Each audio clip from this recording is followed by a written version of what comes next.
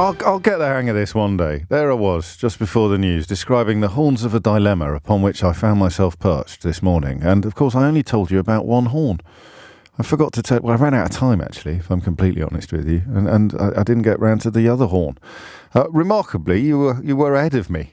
Already, Michael's been in touch to say, let's have a giggle with 30p Lee. And Martin, who's in Burton, says, or possibly that's your surname, Martin, I don't know. There's no comma. Please talk about Neanderthal. Please. That's a lot of pleases. And that, of course, was the other horn of the dilemma upon which I found myself. In the deep end, an important conversation about the separation of powers and the imminent immolation, I suspect, of Rishi Sunak's ridiculous Rwanda bill in the House of Lords, who would, of course, only be doing their job. But remember that the current iteration of the Conservative Party is built upon a tidal wave of national self-sabotage. So think back to that Enemies of the People front page on the Daily Mail attacking High Court judges. All of the fundamental platforms of our democracy have come under attack in recent years, while people who claim to be patriots have been cheering it on. So we are on the brink of another grisly example of that epic hypocrisy stroke ignorance. And speaking of hypocrisy stroke ignorance, in the shallow end of British politics, there is a conversation to be had about yesterday's hilarious scenes. Culminating for many of you, judging from my social media, culminating for many of you with 30p Lee, or P45 Lee, as perhaps he should be known henceforth. 30p Lee revealing that having spent an awful lot of time belly aching about how awful the bill was and how he was going to definitely vote against it, because some people laughed at him, he didn't vote against it. I mean, I'm not suggesting for a minute that when we borrowed the great journalist and author Ian Dunt's description of him yesterday, which I've already forgotten, but it definitely contained the word hysterical. I'm not suggesting for a minute that he was listening to the programme and decided to prove it beyond all reasonable doubt. But I don't think I've ever seen such a pathetic display from a parliamentarian since, I don't know, Nadine Dorries was in front of a select committee. It's quite extraordinary. But even more extraordinary was the fact that there is competition for the crown of yesterday's daftest intervention. There is quite a lot of competition. Some of it occurred in the House itself, and some of it occurred, as is often the case, in studios. That's very good from Grant already. Again, I say this quite often. I don't know why. I should probably stop. You don't care. If someone sends me a good joke, I don't know whether you came up with it yourself or whether it was something that you've seen somewhere else and then sort of passed off as your own. And there's no criticism from me. It would be very hypocritical if I were to criticise someone else for passing off other people's jokes as their own. I do it all the flipping time. But I just, if you were the original person who came up with the new name for 30p Lee that Grant's just sent to me, 30p Flea, then you'd probably be a little bit peeved. Unless, of course, these things sometimes occur to two people at exactly the same time. So Therese Coffey deserves a mention even by the standards of Therese Coffey. The style with which she soiled herself in the House of Commons yesterday is it's enough to make your Hansard subscription worth the money in one 21-second long clip from the Commons alone. And do you want to know why I'm hesitating? Do you want to know why I'm hesitating? The curse of being an open-minded liberal is that you have to extend the branch of goodwill to almost everybody. Even people who, if you feel that someone is being treated unfairly, then even if they are relatively disgusting individuals who spend their whole life treating other people unfairly, then, I don't know whether you have this. Grant's been in touch, so he didn't come up with that himself. That's very honest of you, Grant, but you kind of, your original message didn't, anyway. As I say, no criticism from me. If I see someone being treated unfairly, even if it's someone that I don't know if I'm trying to think who might be an exception to this rule. Someone so obviously awful that if I saw them being treated unfairly, particularly if it involved a little bit of snobbery, I would feel compelled to defend them, even though they wouldn't cross the road to defend me or protect me or you in any circumstances whatsoever. I suppose I'm describing footballification and the fact that thankfully the knots around our neck will never be so hard that we become blind to injustice or to unfairness. Because I think that Jacob Rees-Mogg is at least as stupid as Lee Anderson. But because he talks as if he has been granted asylum from the 19th century, people in this country don't notice. It's a terrible indictment of deference and forelock tugging that people will describe. I think that Lee Anderson was described on Radio 4 this morning as the red wall made flesh, as if everybody in the East Midlands is as thick as mince and changes their trumpeted intention to cast a vote one way the moment some other people start laughing at them. I mean, what an insult to the people of Nottinghamshire, to the people of South Yorkshire, I mean, wherever the red wall extends to, the whole of the north, I suppose, the whole of the north and the East Midlands. To describe Lee Anderson as the red wall made flesh is obnoxious, actually, and deeply ignorant, but of course indicative of a journalist class that is so immersed, if you like, in its own echo chambers and personal relationships with politicians that they've departed some time ago from anything that remotely resembles a proper picture of the population.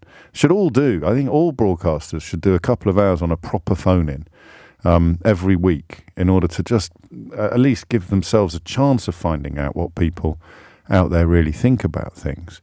So all the calls we've taken over the years from Yorkshire and Nottinghamshire and elsewhere in the so-called Red Wall make a complete mockery of the idea that 30p Lee speaks for everybody there. But we poke quite a lot of fun at him because he's such an easy target, such an obvious target, and we will be doing so today, do not fear. But Jacob Rees-Mogg is just as stupid and did just as hypocritical a thing yesterday. So I'm going to play you clips of both of them, and then I think I'll throw in a bit of Therese Coffey for good measure. And then, unless I have a rush of blood to the head in the next 3 or 4 minutes, I think we might just have a conversation about who had the worst day yesterday. Rees-Mogg, Therese Coffey or 30p Lee Anderson. And I might add Rishi Sunak to that list, actually. Because although he got his bill through Parliament, he's woken up this morning to find himself 27 points behind in the poll. 27 points behind. I think it's time for me to start pointing out that any other leader would be 30 points ahead at the moment. That's a joke, which I'm not going to explain. If you get it, you get it. If you know, you know. So let's listen to 30p first, because, I mean, he is the gift that keeps on giving. But listen to it with, if you would, and you're welcome to tell me that I'm being a bit priggish and shut up and give him the kicking he deserves and stop feeling sorry for him because he gets treated differently from the posh bloke, even though they're both as thick as mince and deeply, deeply hypocritical. That's who I am. That's where I am this morning. But just bear that in mind when you listen to him, well, I don't know, falling apart on live television yesterday. So last night I resigned as a deputy chairman of the Conservative Party. That was a difficult decision, but I think the right thing to do. You know, tonight I was going to vote no. I went into the no lobby to vote no because I couldn't see how I could support the bill after backing all the amendments. I got into the no lobby. I spent about 2 or 3 minutes with a colleague in there. The Labour lot was all giggling and laughing and taking the mick, and I couldn't do it in my heart of hearts. I could not vote no, so I walked out and come out, so I've abstained. I wanted to vote no, but when I saw that lot in there laughing, there's no way I could support them above the party that's given me a political home. So I hope the bill succeeds. You know, I've got my reservations, Chopper. It's upset me, honestly, over the past 24 hours. It's a difficult thing to do, not to support the government that's been really, really good to me and good to Ashfield. Let's remember this government has given Ashfield record amounts investment. Like I say, I hope the bill works. I hope it stops the boats, and from now on, the Prime Minister's got my full support. You seem quite crestfallen, Lee. I am. I'm gutted, mate, to be honest with you. It's not a nice thing to do to watch your mates going to one lobby and you going to the other. Like I said, I went into the no lobby to rebel. This is the key word at the moment. But once I saw the Labour lot sniggling and taking the mate, I thought, you know what? Well, haven't you got a thick skin, Lee Anderson? Come on, I've seen you go toe to toe with the left of the chopper. But at the end of the day, my mates are going in one lobby and I'm in another, and they're taking the. And tell us what they were saying then. They're just sniggling and pointing and laughing. Oh, Lee Anderson here, he's coming back to the Labour Party and all this.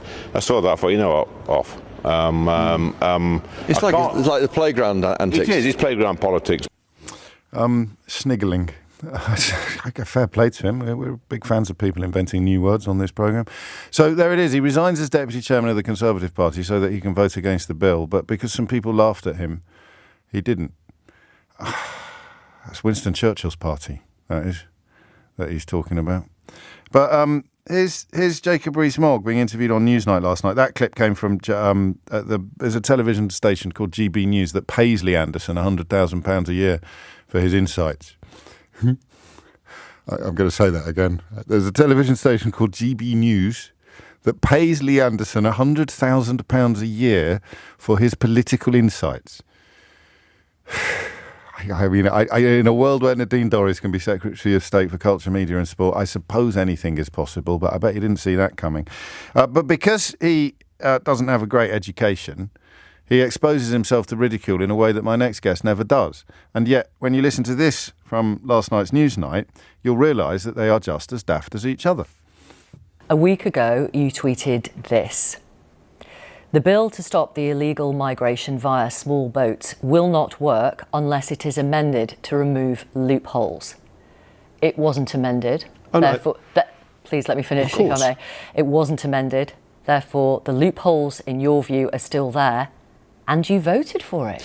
Yes, because it's better than the status quo. I think the difficulty with That's the not bill... what you said 6 days ago on your TV show. The loopholes are still there. But what I said is that the bill will not work with these loopholes in the time available. Now, that bit isn't in the tweet, but that was what I was saying. No, that was the full tweet. But that's what I was saying in the programme, and tweet is a paraphrase of my GB News programme. Thank you for reminding your viewers of it. I can read you the quote, actually, because I watched it all. I watched all that you said 6 days ago. As it stands, this draft of the bill will not stop the boats. Passing an ineffective bill would make the government look hopeless. You think this bill is ineffective, though that's your words. I think there is a risk, and this is the point you raised with the Minister, that this bill will not lead to people leaving fast enough. But that is the in weakness. politics, isn't it? Why? That is the weakness of the bill. No. Because last week you say it's ineffective. You described it as parliamentary wallpaper. You said it won't stop the boats. And this week you vote for it. I vote for it because it's better than what we've currently got. Are you a hypocrite? Because no, of course not. Do you think this bill will now suddenly stop the boats then? I don't think it will work speedily because I think we will have more appeals. Will it stop the boats? It depends on your time frame. I think it's... Will it stop the boats? If you're talking about between now and a general election, I think it is unlikely we will see flights going before an election. Will it stop the boats? If flights go, it will stop the boats. But as I don't think flights will go, I think it will be very difficult to stop the boats without the strengthenings that I was supporting. So it's not going to work, well, and you voted for it. I hope it will work. Of course you do. Yeah. But you just explained why you think it won't work. I think it's difficult for it to work, yes. And this is an important point. That is the difference between a private education and little or no education. Two identical intellects there, one of them sounding plausible, even perhaps persuasive, and the more deferential you are, the more violently you tug your forelock on a daily basis, the more you will be sitting there thinking now that Jacob Rees-Mogg didn't just get debagged completely and spanked raw by Victoria Derbyshire.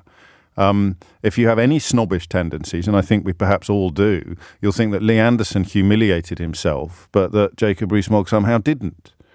And yet, there it is, two buttocks of the same backside. Who had a worse day? Who's the biggest hypocrite? I suppose you can vote for both of them, but I'm going to open up the phone lines. Turns out sniggle is a word, although I don't think Lee Anderson knew that. It means fishing for eels by putting a baited hook into the holes in which they are hiding. I suppose we sniggle in a way every day, don't we, on this programme? But who's worse? Who's the biggest hypocrite? Jacob Rees-Mogg, who tried to lie about his hypocrisy there to Victoria Derbyshire, or Lee Anderson, who at least was honest when he admitted that he had completely abandoned the principles, the so-called principles that he resigned over because some big boys laughed at him yesterday in the House of Commons. Who's worse? Jacob Rees-Mogg, who's lied about his hypocrisy, or Lee Anderson, who has explained his hypocrisy as being a response to some mean people laughing at him? I want you to ring 0345 6060973. I want you to tell me who is worse, Anderson, Rees-Mogg, or a dead heat. And the question is based upon the fact that Jacob Rees-Mogg lied about his hypocrisy and tried to lie also about what he'd actually done and what he'd actually said. That's something that he does very smoothly, very casually, very lugubriously with that ludicrous confected patrician drawl. Or Lee Anderson, who has rendered himself ridiculous again, but who, and I can't quite believe I'm saying this, deserves at least some credit for telling the truth. He explained that he made an absolute wombat of himself because he's so thin-skinned he couldn't cope with people laughing at him. And that's almost moving, isn't it, in its simplicity and honesty? Why did you resign as Deputy Chairman of the Conservative Party? Because I want to vote against a bill. Why didn't you vote against the bill? Because some people laughed at me. Who's worse? Hit the numbers now, you will get through. And I'll throw you a bit of Therese Coffey after this, I promise. 0345 6060 973. Hit the numbers now, you will get through. 23 minutes after 10. Emma puts it well, as indeed they always do. Mogg is worse. You can administer therapy to someone who's deeply insecure and they have a chance of recuperation. Mogg is just a deliberate and unrepentant liar. And that's why I find myself in the unique position and very unfamiliar position today of feeling sorry for 30p Lee, or 30p Eel, as perhaps he should be known, having used the word sniggle accidentally, which actually refers to eel fishing. 23 minutes after 10. Phone lines are open, 0345 6060 973. This is actually quite important. I know we're sniggling about it, but the class, I can't think of a better illustration of the gulf in the British class system than the fact that two people of identical idiocy sound so completely different by dint of one having an East Midlands accent and a poor grasp of the English language, and one having the best education that money can buy and a confected patrician drawl. It's quite remarkable, really. More of your thoughts on that. But first, Therese Coffey, before listening to this, you should probably know that Kigali is the capital city of Rwanda. I think it's quite helpful to know that before you listen to this intervention from Therese Coffey in the House of Commons yesterday. Therese Coffey. Thank you, Mr. Speaker. It's important to speak in this bill today. I have to say I was somewhat astonished by the speech of the shadow Home Secretary, who can't even get the name of the country right, talking about the Kigali government. We're talking about Rwanda. You know, a respected country that has recently been president of the Commonwealth. Extraordinary, really. If Ed Cooper talks about the government in Kigali, and Kigali being the capital of Rwanda, and Therese Coffey ticks her off for not talking about, thinking that Kigali was somehow a misspeak when Yvette Cooper meant Rwanda. So she had a bit of a nightmare as well yesterday. But here we are, looking at Anderson and looking at Rees-Mogg and wondering, really, which one had a worse day yesterday? 0345 6060 973. Stephen's in Newham. Stephen, what do you reckon? Hi, James. Yeah, I think that really is that Rees-Mogg had the worst day. I really did listen to what he's saying, and I think there was so much contemptuousness, so much distastefulness. He's an absolute contemptuous buffoon, really, what he was saying compared to what. Well, those are not words. You could use those words for the other fella as well. So what is it that what gives him the it's a 52-48% split, I think, Stephen. So what is it that gives Rees-Mogg the edge on this occasion?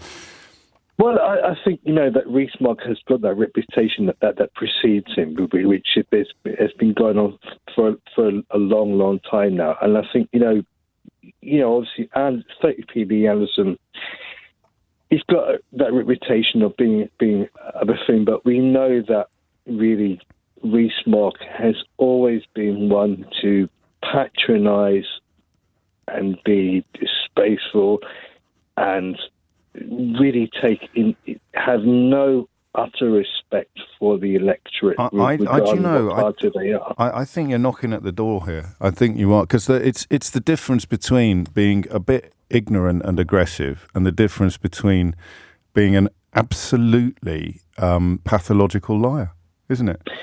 Yeah. And that's Rees-Mogg is lying, and he's thinking, I'll tell a lie now about what I said on the telly, and she won't be able to prove that it's a lie because it's not as if she's going to have a bit of a VHS tape on her, is it? And she can press rewind. It's not. She's not got it on Global Player, but because Victoria Derbyshire is the best in the business, present company included, because Victoria Derbyshire is the best in the business, she actually did have in front of her exactly what that's the beauty of what she did as a journalist, is that she's got the wriggle. She's ready for the wriggle. So he starts to try to lie to her, claiming that what she's presented him with isn't accurate because there's another thing I said, but it goes to a different school. And then miraculously she goes, oh no, I've got that as well. And here it is. And that's why I think it's probably an even bigger gap than 52-48, and that Rees-Mogg is considerably worse than 30p. Yeah. I think, you look at what Rees-Mogg is doing now, you can almost see that the parallels between someone like him or the likes of, I don't know, Marjorie Taylor Greene or someone else in the Republican Party. And we laugh at them because we laugh at them because they seem a bit rednecky or they seem a bit unhinged, and because he speaks in the way that he speaks, we don't notice that his soul is just as corrupted. But if Rees-Mogg had a normal voice, he'd be exactly the same as someone like Marjorie Taylor Greene or Sarah Huckabee Sanders or whatever. There's no difference between them apart from the voice. And this is where we get to the point now in this country where we've got these far-right... we could call them unhinged extremists who can't lie straight in bed. Yeah, we've got exactly the same here. And then, as you say, you alluded earlier to GB News, where you've got people on there almost, where Tice is on there, who's almost sort of stepping into the boots of someone like Alex Jones with the conspiracy theories now. And, it's very dangerous because... Well, I think Farage had a season ticket for his show, didn't he? Even after Alex Jones had accused the families of dead children in the Sandy Hook massacre of being liars and actors. So I don't think you're saying. I don't think you need the word almost. And this sort of big bulging boil on the right of British politics. It is not going to be confined to the extreme fringes of the Conservative Party. It's going to need support in the media, just as America had Fox News. So the UK has the Daily Mail, but for some people, the Daily Mail, with its enemies of the people and crush the saboteurs rhetoric and its attacks on Ed Miliband's dead father and its smear Keir campaigns, built on completely spurious accusations, it doesn't go far enough. We need to be even more toxic, and so we're going to spend billions of pounds setting up television stations or launching newspapers. Thank you, Stephen. Perfect opener. Question's pretty simple. What is it about those two politicians that they sort of embody the modern Conservative Party, the patrician and the plebeian, if you like, to use Roman appellations? Who for you is worse? The man who abandoned what passed for his principles because people laughed at him, or the man who abandoned what passed for his principles and then lied about it? 0345 6060 973. Thomas Watts has your headlines.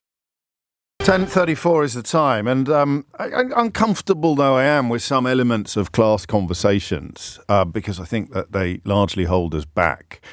There was a working class MP in the House of Commons yesterday who was doing things that you might consider to be marginally more important than changing your mind about how you're going to vote because some people laughed at you. I speak of the inimitable Jess Phillips.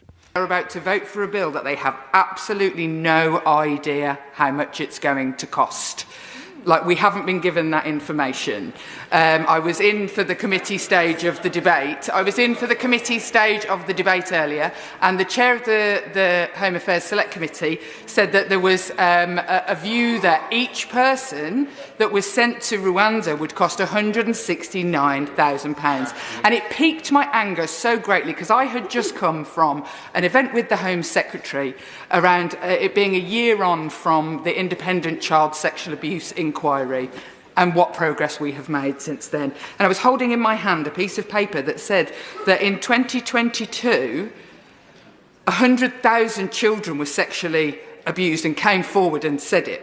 And then I looked up how much money the Home Office was allocating for their Sexual Abuse Against Children Fund in 2022, and it was £4.5 million, which I worked out was £42 for every child who'd been raped in that year. And I thought, what political capital of walking round and round and round and round for now the third bill for something that won't work. And 150 judges can be found yesterday under the, the sofa by the Prime Minister, when cases in my constituency of rape victims waiting 7 years to get in front of a judge. Frankly, Mr. Speaker, people who think that the amount of time spent on wasting taxpayers' money on something that hasn't worked the last 2 times we tried it and will not work this time, frankly, Mr. Speaker, should be ashamed of themselves for voting for something when they don't have any idea how much it's going to cost the people in their constituencies. I hope they feel shame for the amount of airtime and the amount who turned up today, but not for the victims of child abuse. Excuse me, would you like to intervene? No. I wouldn't, crikey. And that's a timely reminder of what Parliament can and should be from Jess Phillips, the Labour MP. We return to timely reminders of what Parliament should never have been allowed to be, namely 30p Lee Anderson and Jacob Rees-Mogg. And the question I'm asking for you is, who emerged most disgraced yesterday? The one who uses snowflake as a pejorative but changed his vote because people laughed at him, or the one who lied about his own hypocrisy because he didn't think the journalist he was talking to would have kept the receipts? Andrew's in Bad Homburg. Sounds like a hat critic. Andrew, what would you like to say? James, thank you. Yeah, I'm in Germany, just outside Frankfurt. Okay. And I work here. Although I'm coming back to the UK, but when I look at this mob that are running the country, I wonder why. Yes, don't buy my book. Don't read my book. Whatever you do, you'll stay in Germany. No, I mean, I think there are 3 things going on, and I think Rees-Mogg is much worse for one very simple reason. Go on. First, at the strategic level, I'll try and keep it as brief as I can. No, we've gone through austerity, we've gone through Brexit, we've gone through the pandemic, the spend on non-existent PPE. Yes. And the government is scrambling, and that's probably the right word, just for anything which can make them look popular to a big enough group of people to try and rescue themselves. And if you look at something like the NHS, it's also where, you look at the machines, the X-ray machines, the scanners, the MRI, all of that stuff doesn't belong to the NHS anymore in many cases. It's outsourced to private companies who are charging per scan. And guess what? They've got long-term contracts, and who are their executives giving money to. So you look across the whole thing, it's a complete mess. And I think that's the strategic picture. So this is a diversion maneuver, nothing else. Operationally, then, they say, well, what will make us popular? Let's cut taxes. Doesn't matter what happens to people who are on benefits or people who are disabled or others. We cut taxes. Well, people in the queue for criminal justice that Jess Phillips just described. Absolutely, whether it's the NHS or criminal justice. I mean, I had an X-ray in Germany in November, and 2 days after I got the referral from the doctor, I had my X-ray because they're paid on the basis of when we get the patient through, the money flows. So is there, just let me steer you back to the head-to-head. Yeah, please do. I will. What I was going to say was... are you going to say something nice about Lee Anderson, or are you just going to say... I'm not going to say anything nice about him. I mean, okay. I'm from the Northwest. I'm from a working class background. Yes. I've done well by leaving the country and progressing socially. Yes. You know, I've got 2 kids who've been to Oxford. One's a lawyer. The other one is studying medicine. And they've got into a position now where we've come back to the country as a family a while ago, but not my role, where I've progressed. But I don't consider myself a product of class. No. I consider myself a product of education. And that's what Rees-Mogg has had. He's had a paid for, and I paid for my son to go to Westminster School. Yes. He's had a paid for education, which, you know, he was in the fortunate position of having, and he believes because of that, I think, that he's better than other people. Oh, gosh. And I think it's as simple as that. Yes. And because he does that, well, these are the little people that I can talk down to, and they'll believe anything I say because of the, as you referred to it, the patrician drawl. And I think Anderson is simply a chancer, nothing else. Yeah. So it is worse. And I mean, Rees-Mogg then becomes symptomatic of a much broader malaise, whereas, as you say, Anderson is just a sort of one-off opportunist, really, hopping parties, changing parties because he saw an opportunity. He's a grifter, of course, because we've got that footage of him trying to pretend that a friend of his was a complete stranger whose door he just knocked on at random when he forgot that he was still being recorded. Absolutely, yeah. And then his ludicrous comments. Victoria Derbyshire, no. But, you know, she is as far as I can remember, she went to a very good girls' grammar. And yet because she did her homework, that's why he can't get around her. And it's just, you know, I'm going to watch it later when I get back to the UK. But it is a masterclass. Are you so stupid, Rees-Mogg, that you actually believe that because he usually gets away with it? He usually gets away with it, and people go with it as well. He had a terrible time on this programme a few years ago, and yet forelock tuggers and cap doffers were queuing up to claim that he'd played a blinder, even as every single thing he said has been rendered ridiculous by reality. People like it, you know. I hesitate to bring it in because I quote it very often, but that rich man in his castle, the poor man at his gate, God made them high and lowly and ordered their estate. People sing that with their full chests, even though they're the ones sleeping at the gate. Thank you, Andrew. Go well. Nathan's in, so a lot of votes for Rees-Mogg so far. Nathan's in Nottingham. Nathan, what would you like to say? Are you the red wall made flesh, mate? Apparently so. Yes, apparently so. Go on. I must say though that the one thing that is true is that I really hope that North Nottinghamshire does better at the next election, because between them we've got Lee Anderson, Brendan Clark-Smith, Ben Bradfield. We've got a pretty damning indictment. That's extraordinary. You must have done something terrible in a previous life. Correct. Right. The reason I wanted to call is just because I had an unexpected experience due to a work contract of becoming acquainted with Mr. Anderson last year. Okay. I completely disagree with almost everything he says. Although actually I'm mildly sympathetic to the interview you played out earlier, in the sense that I think that somehow it did show a sort of, I think there was somehow a mirror held up to himself in the way he was being laughed at, and actually I think he felt uncomfortable with himself rather than So he's running away else. from the reflection rather than from the people laughing. I think possibly. But yeah, both he and Rees-Mogg are both sort of results of the culture that they come from. And but the key difference between the two, I think, and what I wanted to highlight is that for all his faults, and they are myriad, and this is probably the only thing I would say in his defence, having made his acquaintance, Lee Anderson does definitely care about his constituents. His ideas and his approach may be very misinformed and misplaced at times, but he spends a lot of time in his constituency getting out and about, and he definitely wants to make things better in his constituency, albeit he might be going about it in the wrong way. Whereas with Rees-Mogg, I think he exists solely for himself and for his own advancement. Well, nice plaudit. So, I mean, he might be an idiot, but his heart's in the right place. I for think you, relatively, unless you're a food bank user, or you're someone that's struggling to pay your bills, in which case he's not exactly Mr. Sympathy or Mr. Empathy. No, but even in that, I think that was more of a reflection of the education rather than because he was actually spending time at the food bank. He was actually, you know, as you say, heart in the right place, albeit the ideas. Yeah. As I say, I must be clear, I disagree with everything he says, and he said some absolutely But all we're doing is who's worse, him or Rees-Mogg. You don't have to qualify yourself. Rees-Mogg is measurably worse. But Rees-Mogg also had all the opportunities to be better, didn't he? To be better informed, to be more honest, to be more decent, to be more transparent, to deploy his education in pursuit of understanding rather than in pursuit of bigotry and provocation. I mean, I think that, yeah, absolutely. And I guess, I don't know this for certain at all, but I think that potentially if things, let's say both lost their seats at the next election, a possibility, maybe even a probability, Rees-Mogg, I think, would be off doing things just for himself, whereas I think there's a chance that Lee Anderson would actually stay in his constituency trying to do things for his constituency.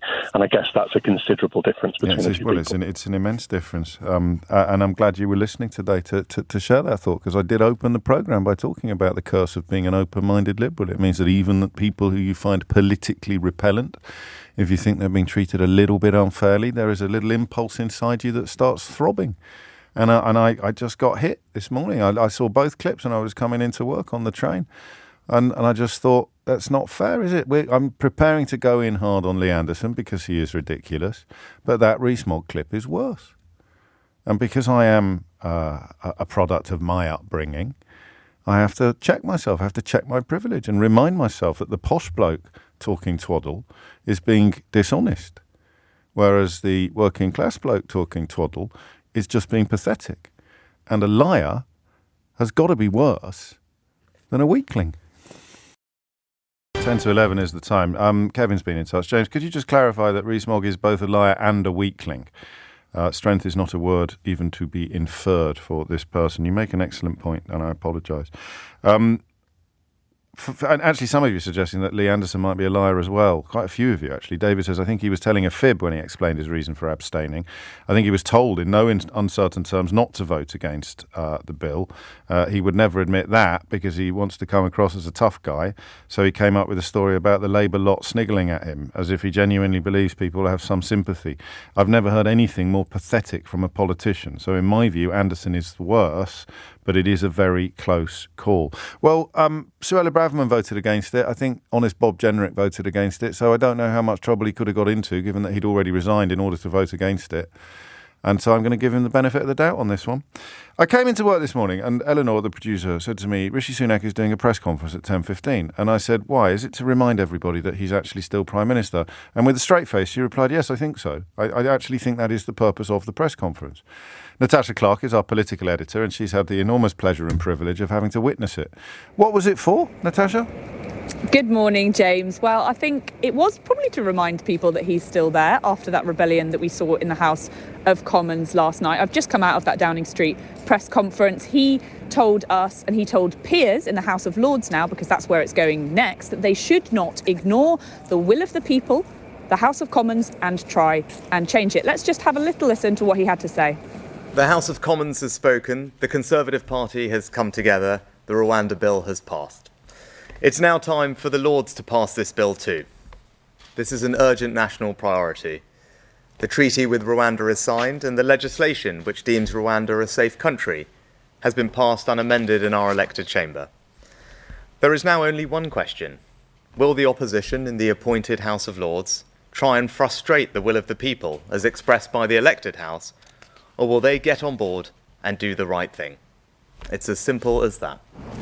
He also admitted that he would be prepared to ignore these so-called Rule 39 court orders in order to get those flights taken off to Rwanda. Now, that is important because it would mean breaking international law. That's according to the government's own legal advice. And Rishi Sunak has so far been quite reluctant to say that he would be willing to do it. But under pressure from his backbenchers this week, when that was coming back to the House of Commons, he did say earlier this week that he would be prepared to ignore those court orders. Now, you'll remember when those Rwanda flights were due to take off around a year and a half, almost 2 years ago now, those 39 orders were exactly what stopped them from taking off in the first place. Let's have a little listen to what he had to say on that. I've been crystal clear repeatedly that I won't let a foreign court stop us from getting flights off and getting this deterrent up and running. The bill specifically contains a power and makes it clear that ministers are the ones that make these decisions. Parliament has supported that. There's also, the bill makes expressly clear that the domestic courts should respect that decision. And very simply, we would not have that clause. I would not have put that clause in the bill if I was not prepared to use it. So look, if you're asking me, are there circumstances in which I will ignore Rule 39s? And the answer is clearly yes. It's doing that foreign court thing quite a lot at the moment, isn't he, Natasha? It's of course an international court. Calling it a foreign court is a bit like calling the World Cup a foreign football competition. It's an international body set up to impose and oversee international law, and the 12 law lords, the judges that make up the Supreme Court, they all sit in the House of Lords that he's also been denigrating, and they, just to clarify, they're not foreign, are they? They're not foreign judges. Yeah, that is right. And I think, the use of the word foreign obviously taps into a certain kind of message that the Prime Minister is trying to get across. But yes, I think we will be tapping into what a lot of Conservative MPs are frustrated about, that it was not actually the Supreme Court that grounded these flights over a year and a half, 2 years ago now. It was the courts in Strasbourg. It was them putting forward these Rule 39 orders that under the current Civil Service Code, under the current guidelines coming from government, that means ministers have to down their tools and they have to abide by them. Now, Rishi Sunak, in this new Rwanda safety law, which passed through the Commons last night, it will give ministers instead the power if they want to ignore them. But what is the point in giving them the power if they don't actually use it? And obviously Rishi Sunak said he would use it, but we know that legal advice says that it's breaking international law, and there are so many of his own backbenchers and so many of his cabinet that just would not accept if the Prime Minister said, look, I'm going to break international law. And that's one of the things that the House of Lords will be looking at.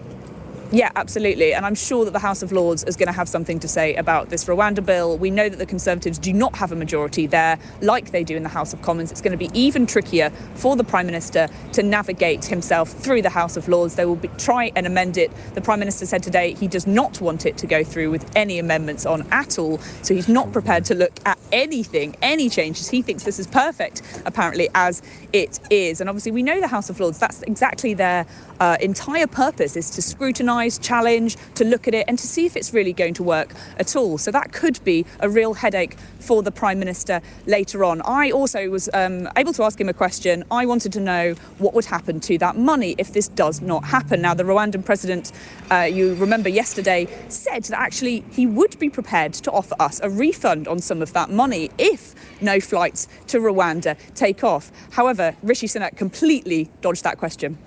I'm fighting every day to get the flights off to Rwanda, right? That is what James is doing, that's what Michael is doing, that's what I'm doing, because we want to stop the boats. We have made good progress, the plan is working, the numbers are down by over a third last year for the first ever time. That shows you that the plan is working, but if we stick with the plan, we can get this done. We need an effective working deterrent. That's what the Rwanda scheme delivers. That's not just my view, that's the view of many eminent lawyers, former Supreme Court judges, all of whom have said that our plan will work. So I said, the question now is for the Labour Party in the House of Lords, will they support this bill so we can get it on the statute book as quickly as possible so that we can start the flights? Because that's what we need to do. That's how we're going to stop the boats. So there was no answer from the Prime Minister on that question of whether he would look to try and refund some of those millions of pounds that the government has already paid to Rwanda for a scheme that so far not a single migrant has been flown there. He sort of went through, it occurred to me, that was an excellent report, thank you, Natasha. It sort of occurred to me that he was pressing buttons that have been in play now for the best part of 8 years.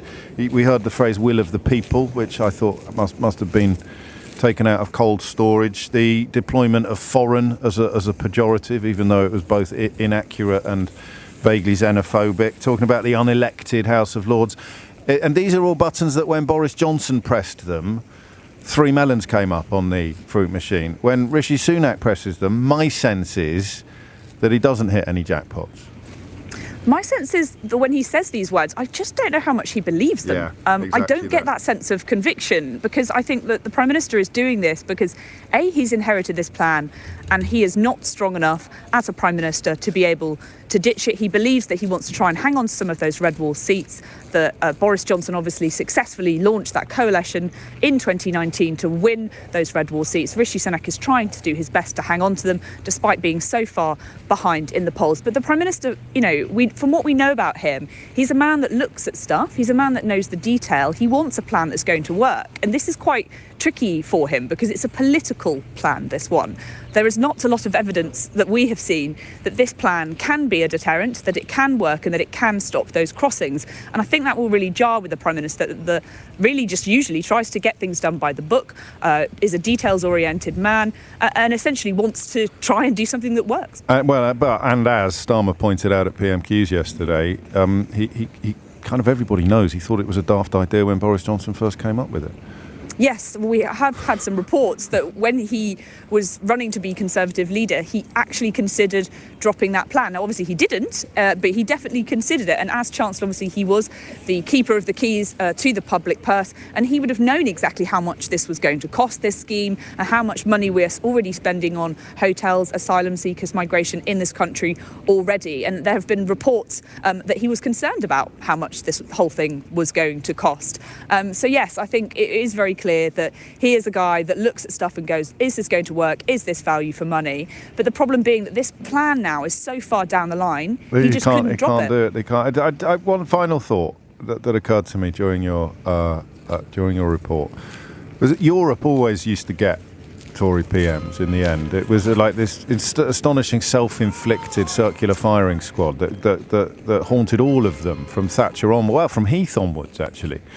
And we've left the European Union, so it's not actually the internecine war that it has been for 40 or 50 years. But they've invented another one. They've actually come along and created another civil war that they didn't need to have over this very specific piece of legislation, haven't they? I think in terms if no one had ever mentioned Rwanda, Rishi Sunak's position today would be unrecognisably better than it currently is.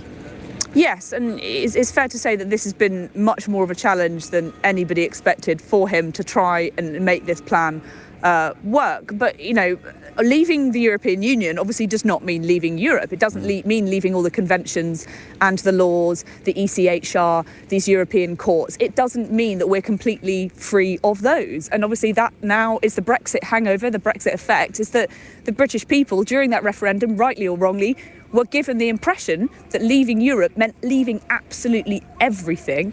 And now it does leave the Prime Minister trying to explain to the public why we can't do the things that he promised, that so many people in the Brexit referendum promised that we would be able to do. Although, just to caveat that, Boris Johnson, who obviously can't be trusted on anything, and others were adamant that we would be leaving the European Union, but remaining part of many of the beneficial areas of European Union membership. So again, evidence that 17 odd million people all voted for a very different 17 odd million different versions of Brexit. Natasha Clark outside Downing Street, dealing not only with my badgering but also with the bells. The bells.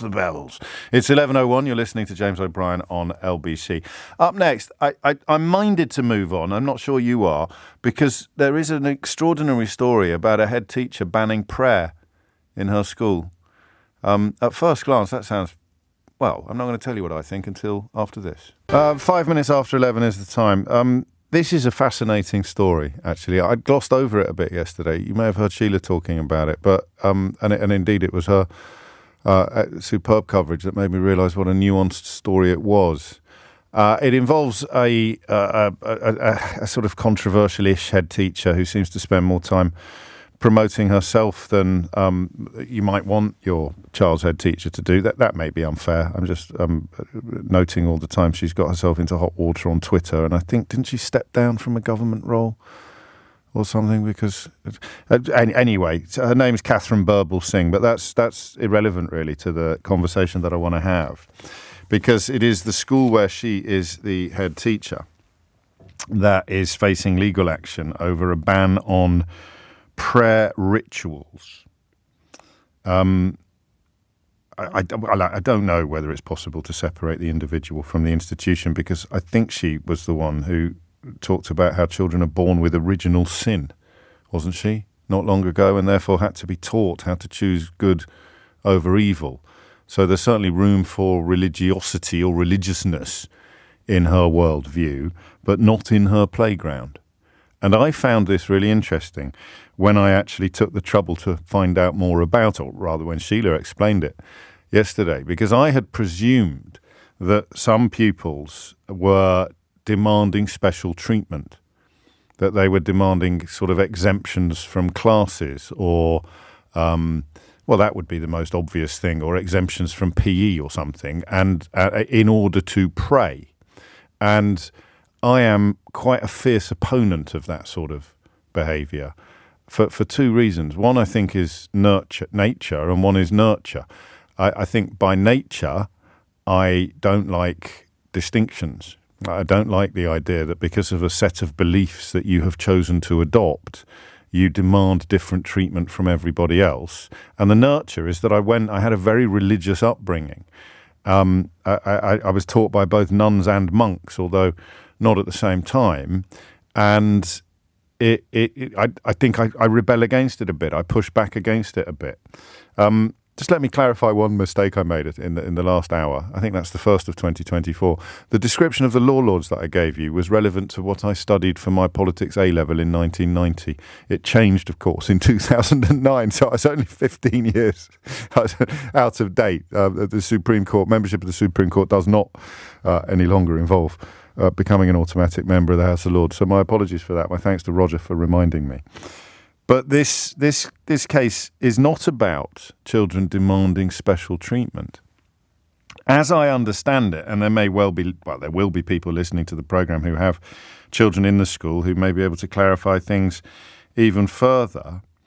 But as I understand it, it is during break time that some pupils elect to pray together. And because they are Muslim pupils, I presume that involves facing Mecca and kneeling. So a collective act, if you like, a collective act of prayer during free time. And so I felt my pendulum swing quite violently, actually, because the idea that a school retains the right to tell children when they can and can't say their prayers in their own free time seemed to me to be a rejection of the freedom of religion, which is oddly something that sits quite comfortably in me alongside freedom of expression. Your freedom of religion is defensible and will be defended by me up until the point where you think it allows you to tell me what to do. So, I suppose abortion legislation is perhaps the most obvious, where people who don't give a hoot about living humans claim to care passionately about fetuses who will one day be humans and therefore want to exercise control over what a woman can and can't do with her own body because they claim to somehow be channeling God's will. So up until the point where you tell me, or indeed someone else, where you oppress women or you, I don't know, caste systems would be quite a good example. You impose human hierarchies on human society under the guise of God's will. These are the points where I have a problem. But then I read a little further into the story, and the rationale that the school offers up for not allowing public prayer during break time is that it introduces a notion of segregation, or it introduces segregation, so that two things were happening. You had a growing segregation between non-Muslim and Muslim pupils in the playground, because the Muslim pupils would go over there and pray and the non-Muslim pupils wouldn't. And you also had, it is claimed, peer pressure being applied to Muslim children who weren't praying to encourage them to pray. Accusations of or encouragements to be more observant. So telling other people what to do, using your religion to tell other people what to do. Again, there's nothing wrong with evangelizing, that's what the Gospels do. But the point at which it becomes bullying, or the point at which it becomes coercion, is the point at which it becomes a problem. So there is the issue. There is the issue. It's not, I don't believe, a story of young people being banned from or being told they can't have special treatment, they can't have special exemptions. I don't believe, and listen, if this upsets you, that's fine. I can live with it. I don't want to have a fight with you particularly, but you shouldn't be able to get a day off from school because of your religion. There's a little bit of unfairness there. It's not completely black and white because Christians get entire holidays built around their festivals, so I can see why other religions members of other religions might feel a little bit peeved, but that's the way it goes. That is, if you like, the system. I don't think anybody anywhere should get any special treatment according to their religious beliefs in society as a whole and in society's institutions, of which schools are a crucial part. But during playtime,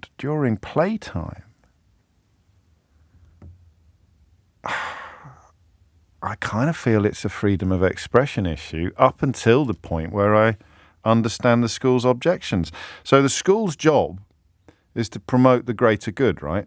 It's to promote the welfare of all students.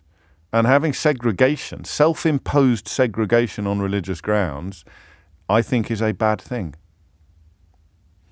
And therefore, I think the school are in the right on this one. And that really surprises me because I was, I suppose, slightly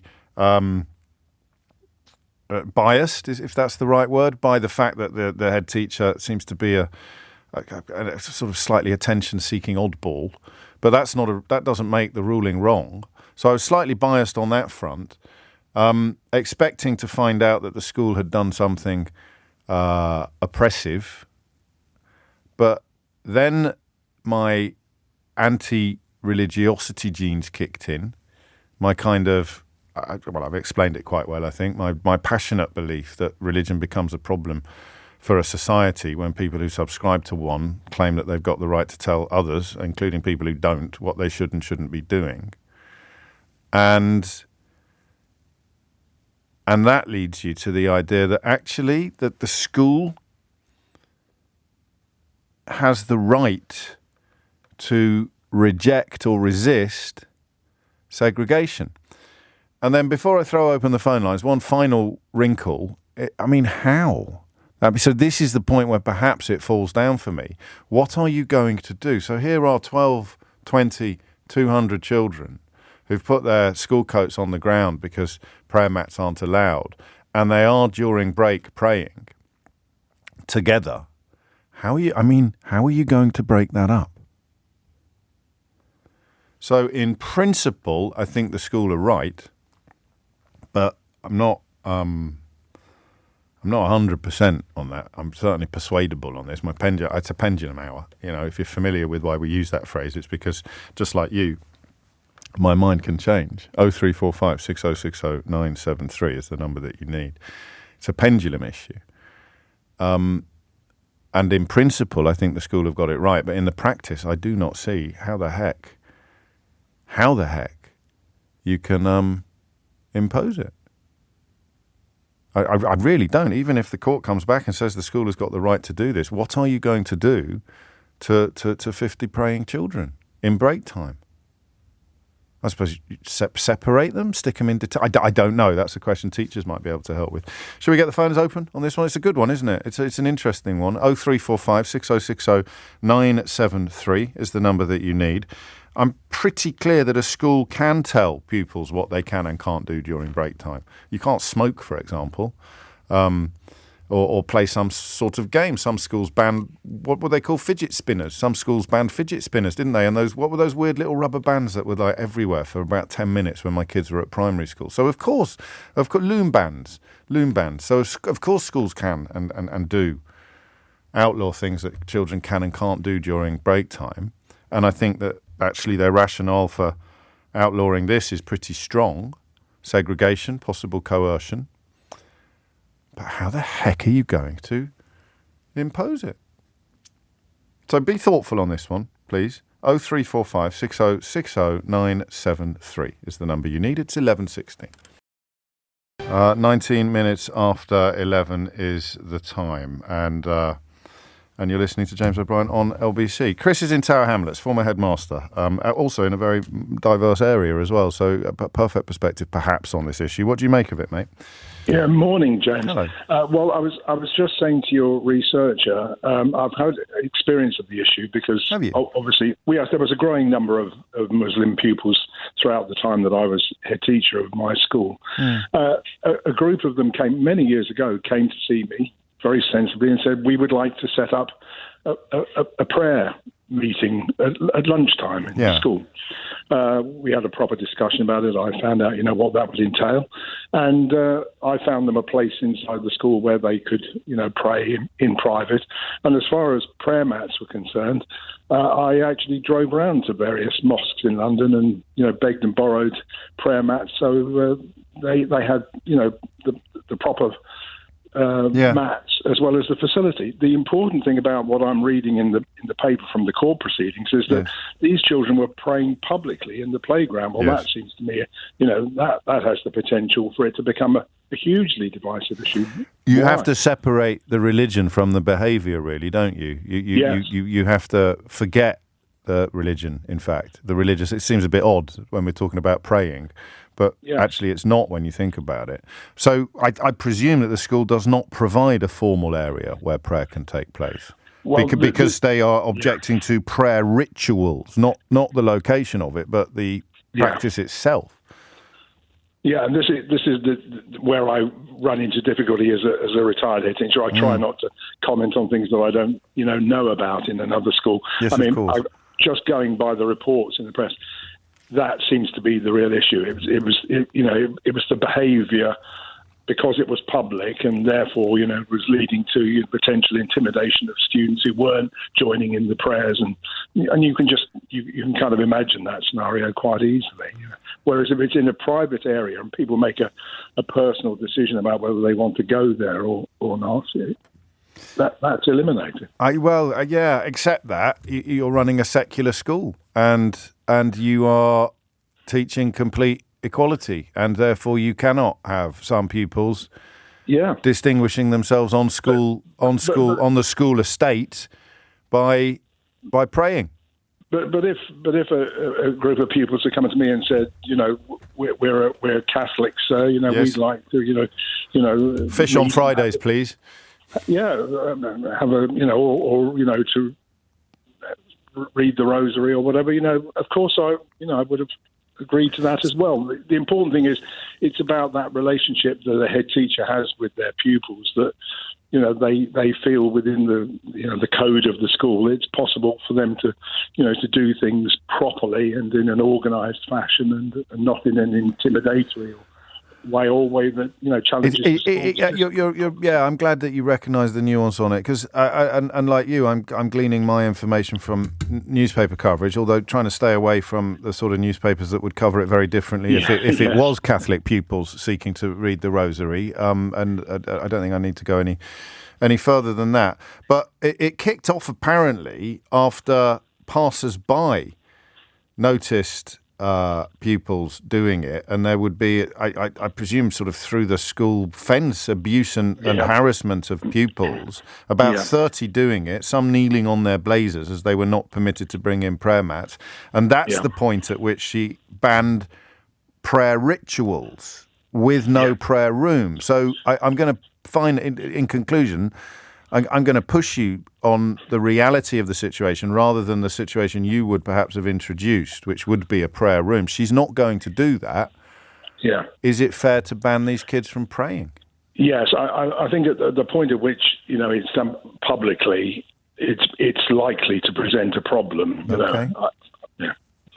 And I mean, I suppose a Christian child who wants to sit quietly in the corner of the same playground saying a prayer, nobody is going to know even that they're doing it, which is why the word ritual is crucial in this story, even more important perhaps than I'd registered when I began describing it to you. It's the prayer ritual. So you can't start, you could do it on the swings.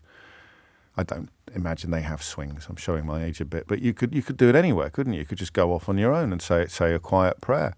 It's the imposition upon other people where it becomes problematic. For example, carrying a banner outside an abortion clinic, or being a well-known opponent of abortion, standing there just when your presence even becomes intimidating. Perhaps it's a different conversation, but it's interesting, isn't it? If they're not going to bring in a prayer room, then you're going to have to stop the kids from doing it in the playground. And discrimination, because it's a ban on uniquely Muslim prayer.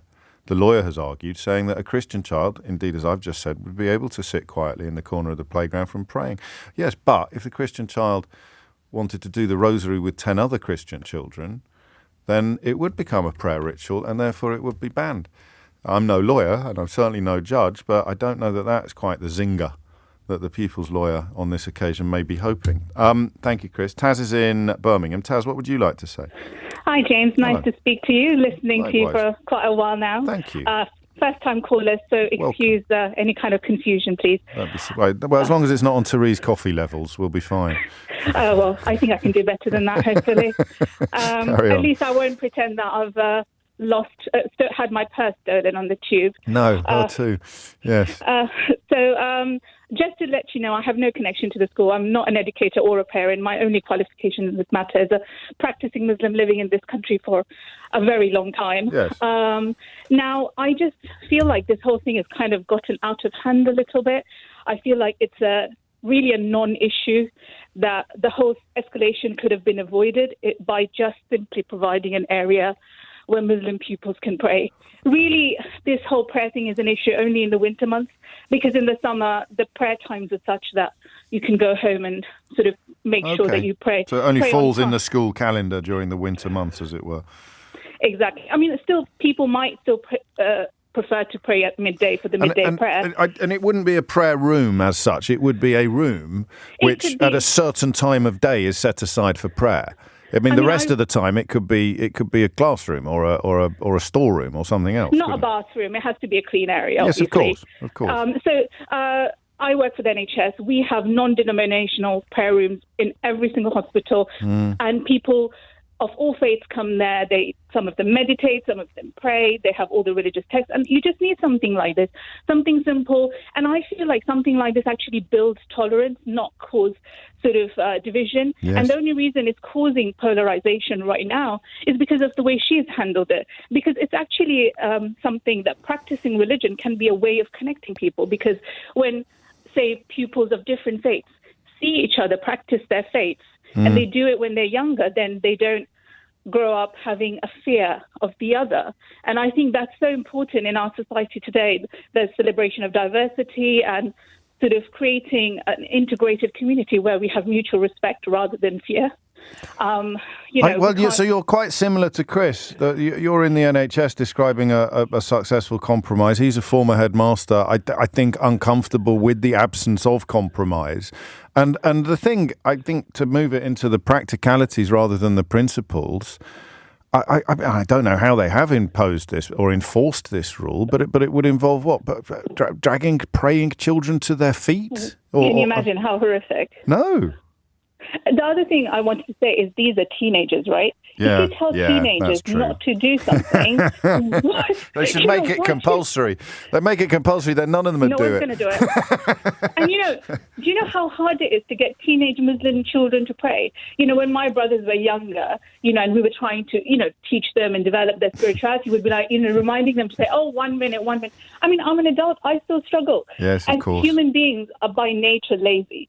So if you let teenagers give them a prayer room, I guarantee you. It's an odd story, isn't it? And I'm glad that we're conducting it in such a good-natured way because, although it's important to acknowledge that some of the issues thrown up by it have been quite unpleasant. Allegations of Islamophobia obviously being directed at the school and also online petitions and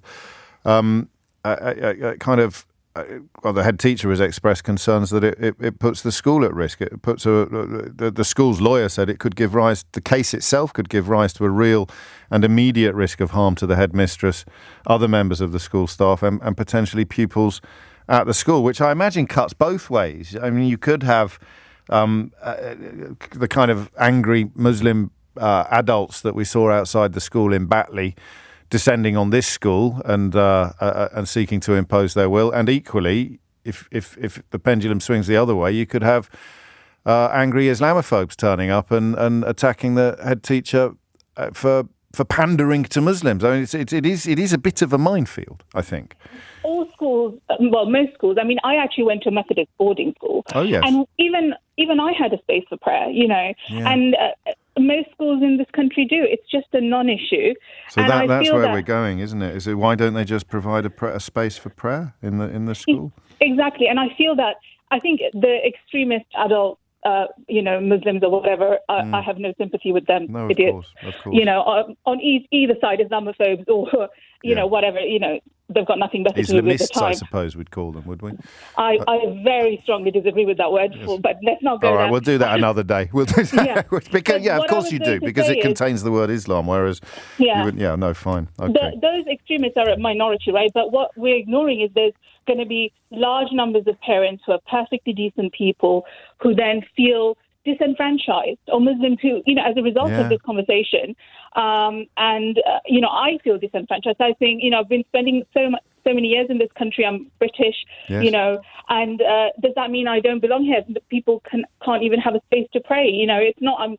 They're not doing anyone any harm. They're just praying. It is, yes, and it's called religious observance, and same type of people sometimes who will get angriest about your religious observance are the ones that would go absolutely tonto when was it a British Airways baggage handler was ordered to obey a no jewellery rule, which involved taking a crucifix off. And the whole world stopped. It was quite extraordinary. So, the hypocrisy in place on these sort of issues is epic. And the role of a head teacher or the role of an institution is to walk that tightrope between extremes. I mean, it's a bit dull in terms of radio phone-in territory, but surely the question of why you don't just provide a non-denominational prayer room or meditation space within the school, either permanently or at specific times, seems to me to be perhaps the biggest mystery of all. 31 after 11 is the time. Thomas Watts is here now with your headlines. 25 minutes to 12 is the time. So the pupil who has brought this case against her school is not seeking a prayer room, according to exchanges in court yesterday. This is the Michaela Community School in Brent that has essentially banned its pupils from prayer rituals in the playground.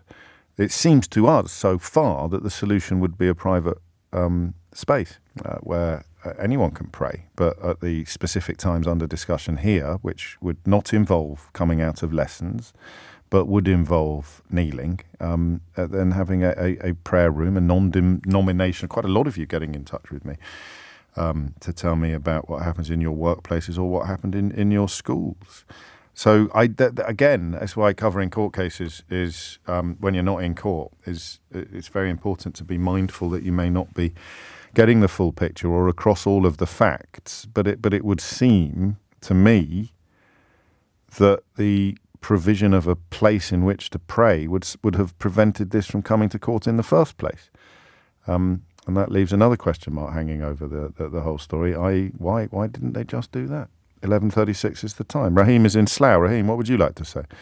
Hi, James. Lovely to speak to you. Hi, nice to have someone sensible in the public life. Like, at least we've got one person in the Well, let's not get carried who's away. sensible. Let's not get carried away, seriously. Raheem, but No, you're very seriously. kind. Thank you.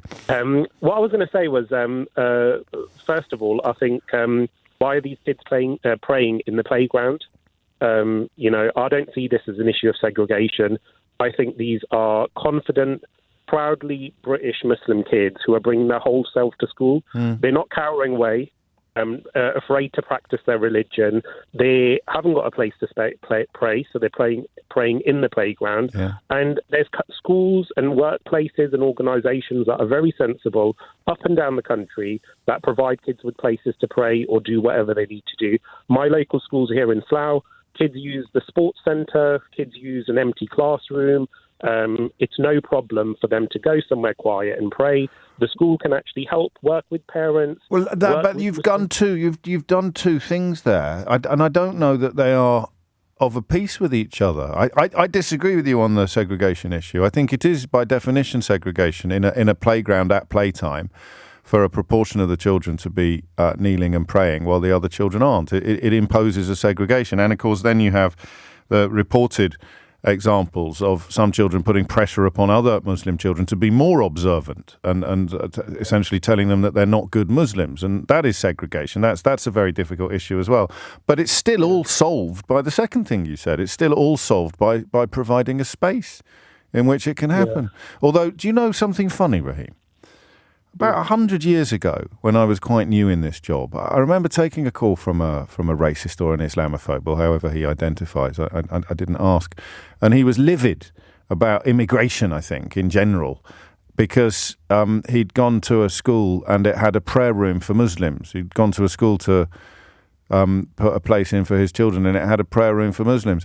And I pretended that I had the head teacher on the line from the school to tell me that it didn't have a prayer room. And I said to him, "You're lying, aren't you?" And he was. So he hung up. So it was controversial 15 years ago to even suggest the existence of a prayer room. And yet now it seems to be the solution to the problem that we're discussing. It's funny how the world turns. And it's preparing kids for the world of work. I pray at work in all sorts of different places. I've prayed in my workplace has got a prayer room. I'll give you an example. Yesterday, I was at an external meeting. There was about 30 people at this meeting. I asked if there was a prayer room. There was. I went and prayed. There was another person from the meeting that I've never met before, and we both prayed in congregation. We didn't segregate ourselves. We went away for 5 minutes. We prayed. You did segregate yourselves, but not in a potentially provocative way, or not in a. And I don't think these kids are either. We live in a country. No, this is where we disagree, because you're in favour of the prayer room, but also in favour of the opposite of the prayer room, which is doing it in the middle of the playground. No, I'm not in favour of those kids. I don't think kids should have to play in the playground. And if I give you another example, at my secondary school, many years ago, I think we were of a similar age. The kids in their own time, one of the teachers was running an alpha course after school. That's a sort of branch of evangelical Christianity. Yeah, voluntary, people could go to it and participate. Those kids were not segregating in their own time. I've heard these are things that are part and parcel of normal British life, to have these conversations. Groups of friends or kids will talk to, I'm into this, why are you not into this? I'm praying, I'm not as comfortable with that as you are, but I think you're probably making a better case than I am. I think it's about grown up and or just it's part of British life. Well, I think it's about public prayer, actually. Public prayer is not appropriate in a secular school rights, Rob, irrespective of religion. Yeah. I personally, as a British Muslim, feel comfortable with anyone from any walk of life if they're not hurting anyone. And the reason for this happening is because they haven't got a space. And, you know, if I'm somewhere and I see a group of people praying and I need to pray, I will join them. That is just part and parcel. It does seem that the school leadership seems to have handled this quite oddly, I would say. It's another example of people deliberately trying to, and I'm not saying Muslims are the only people that face discrimination. Of course. There's lots of religious groups. But the story, if it was 10 kids wanting to do a rosary together at break time, you can't help feeling that it would be handled rather differently, either within the school or perhaps in some corners of the media as well. And I think we need to recognise the people that are trying to stoke these culture wars and other Muslims. And I will just go back to the point. Yes. This is British Muslims integrating and being confidently Muslim and saying, look, you know, there isn't a prayer room. We're confident in being British and being Muslim. Therefore, we will do it. But we'd still both favour a prayer room, right, or a space. A space. I think there's all sorts of practical reasons why kids shouldn't be playing in the playground. Yes, exactly. I'm going to crack on, Raheem, because I sense if I don't, you'll be running away with the show, and we can't possibly have that. So we go from Slough to Stroud, where Stephen is. Stephen, what do you think? Yeah, can I just pick up? Oh, morning, James. First of all, sorry. Can I just pick up on what was said previously? I kind of feel there's a danger that this can be turned into something around culture wars. I don't think it's that, actually. Well, not on this show, mate. But I know what you mean. No, not by you, but I mean by people listening or by this. So the last and also the suggestion if this had been a group of kids who were whose faith was different, and it might be treated differently. Probably, I don't know. read about what happened at the school, and I don't have all the facts. Sure. Is that just concentrate on what you rang in to say, if you can, because we're short of time. That's all right. Yeah, sorry. I've been a head teacher in 2 schools. Okay. And I kind of feel you got to at the end of the last point you got to it, which is that it's the way this has been handled, I think. Yes. I don't understand personally how it could have got to the point. Nor do I. Which is why the the attention-seeking past of the head teacher perhaps becomes pertinent. I don't know. But although it was a pupil that decided to bring the legal action. Yeah, I don't know about that either, actually. I mean, it's an outstanding school. I know. What if they were doing yoga? What if they were doing yoga in the playground?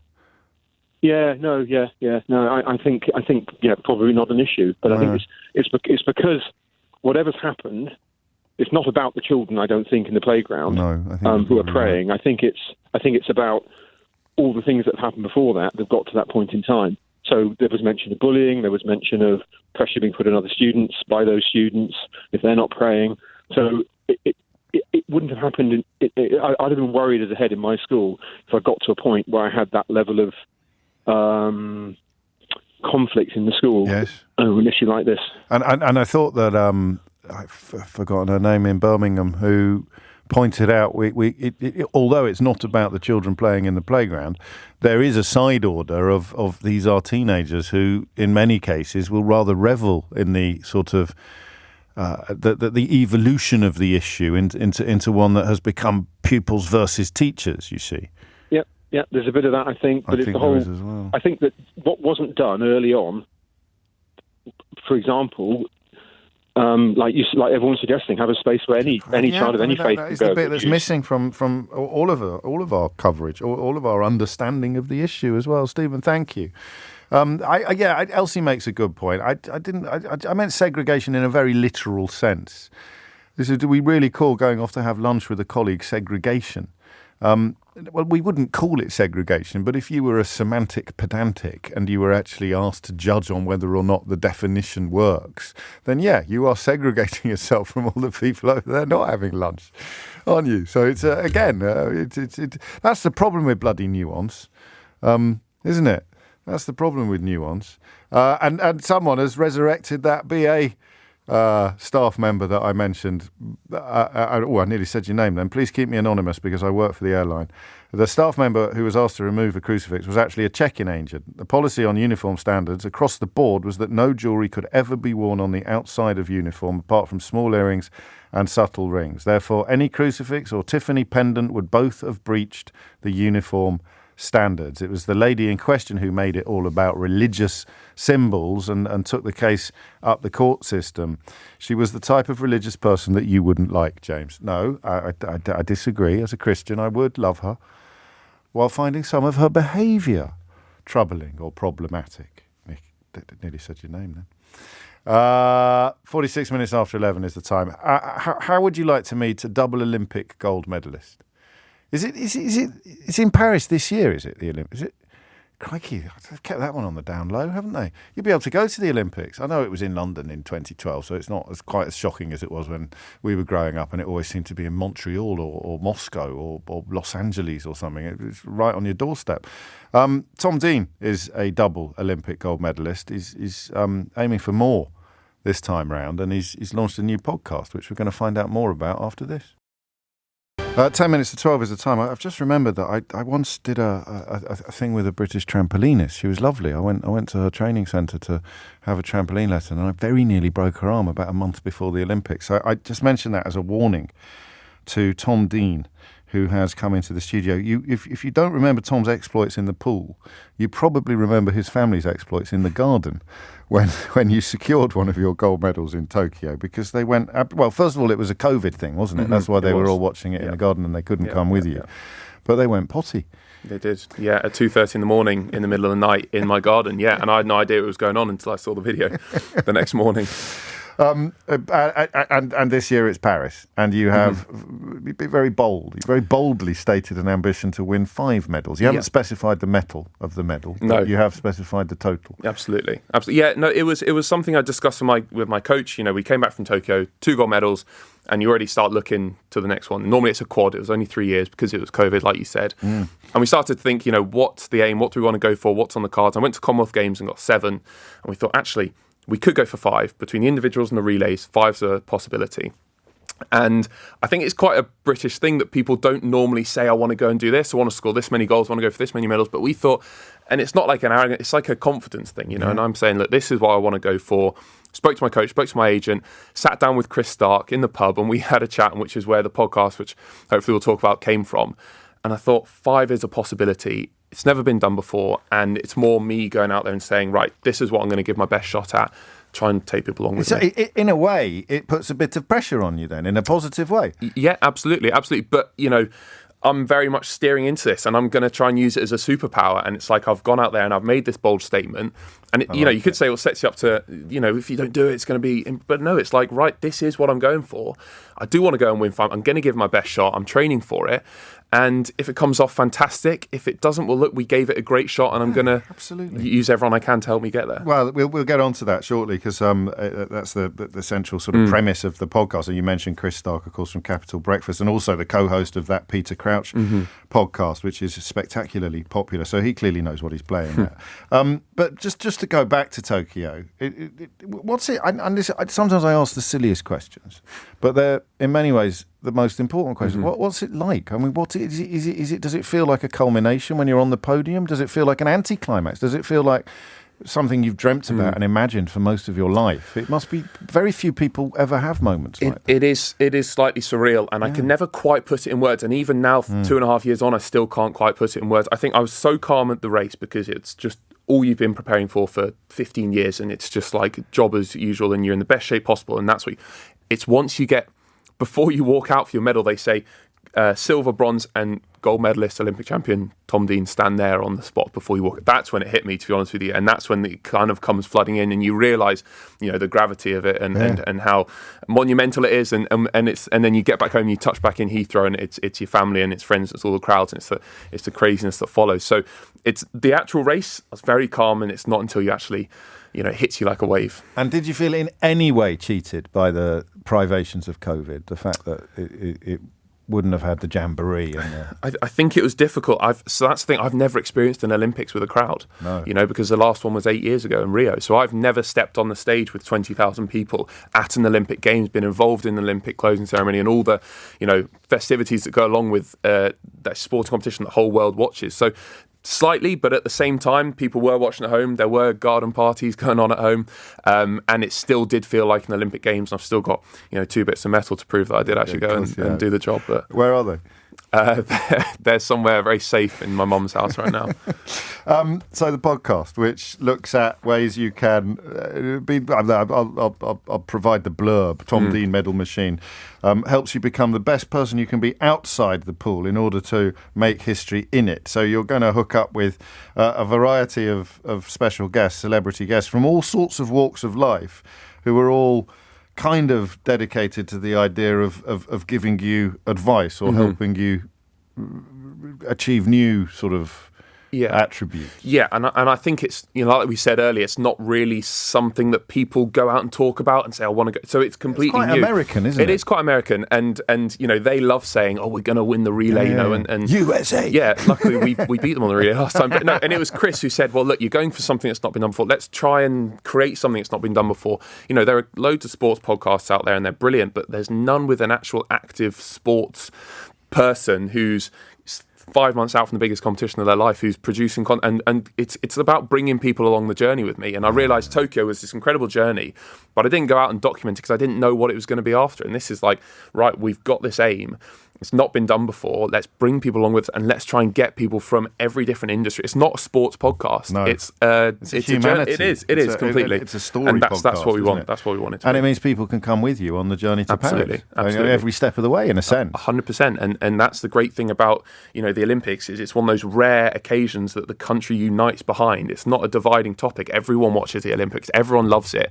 Everyone gets behind Team GB, and it's like trying to tap into that energy and take people on it. And you'll be doing a training diary as well alongside the podcast with your mate Alex. Absolutely, yeah. So I'll be doing that with Alex, which will be that's the plan. So between Chris and Alex, I think we've got a good team. And what sort of guests have you got lined up? Who's going to be coming in, and what are they going to be helping you do? Well, everyone brings something different to the table.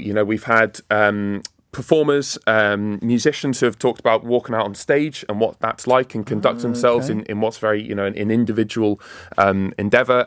Our first guest is Jessica Ennis-Hill, a sporting hero of mine and a Team GB icon, and talking about what it was like stepping up with pressure on the shoulder as one of the poster girls of obviously Super Saturday and London 2012. Because you've got that now, whereas last time I had not raced and won an individual and international medal. I was going with no pressure on my back, and it was like, right, I know it's the Olympics, I want to do a good job, I've been training hard.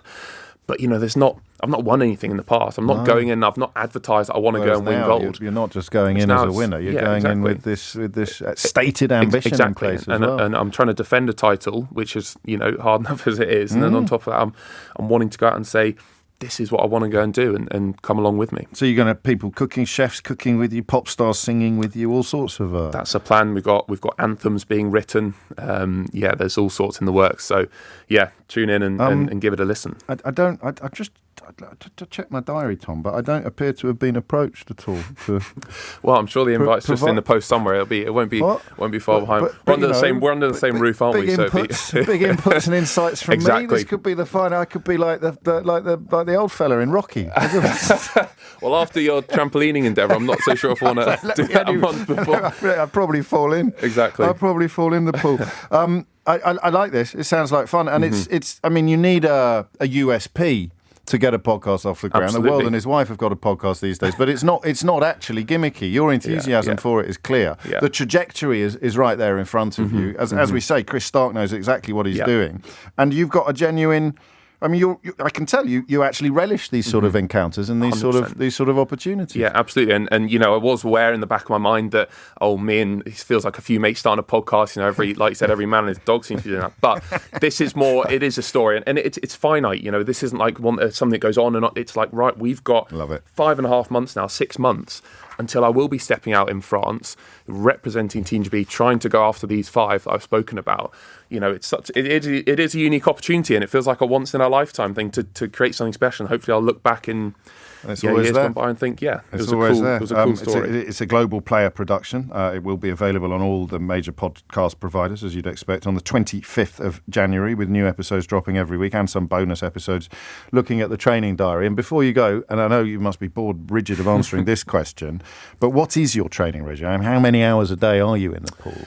We're doing about 4.5 hours a day in the actual water. So that could be 12, 13, 14,000 metres. We're in the gym every day for an hour and a half. We're doing half an hour, 45 minutes of core mobility. And then that's 6 days a week. We get Sundays off. And normally the next question is how much I have to eat as well, because that's obviously something that goes along with it. And it's a lot. It's 6,000-7,000 calories every day to stay on top of that. In a fridge it looks like big 3-4 big meals and then a lot of snacks around it as well. So what's your favourite snack? Probably a peanut butter bagel right before bed, if I'm being honest. That's my go-to. I'm coming in with all the tough questions today. Exactly. I don't think I've ever asked anybody what's your favourite snack. Could be a new feature on the... It could be a bloody podcast. It could be. That'll be the chef episode, won't it? Tom Dean, it's an absolute pleasure to meet you, and I can tell already that this is going to be an absolute joy to listen to. But of course, more importantly, if I don't see you, and I probably will, because we'll be in neighbouring studios, absolutely, down in Podcast Central. But man, good luck with it all. Thank you very much. Fantastic stuff. And that, as I say, Tom Dean, Medal Machine, drops on the 25th of January. Speaking of podcasts, actually, Mystery Hour is a self-contained podcast that you can also access on Global Player or wherever you get all of your podcast needs serviced. And it's up next. This is LBC from Global, leading Britain's conversation. Mystery Hour with James O'Brien.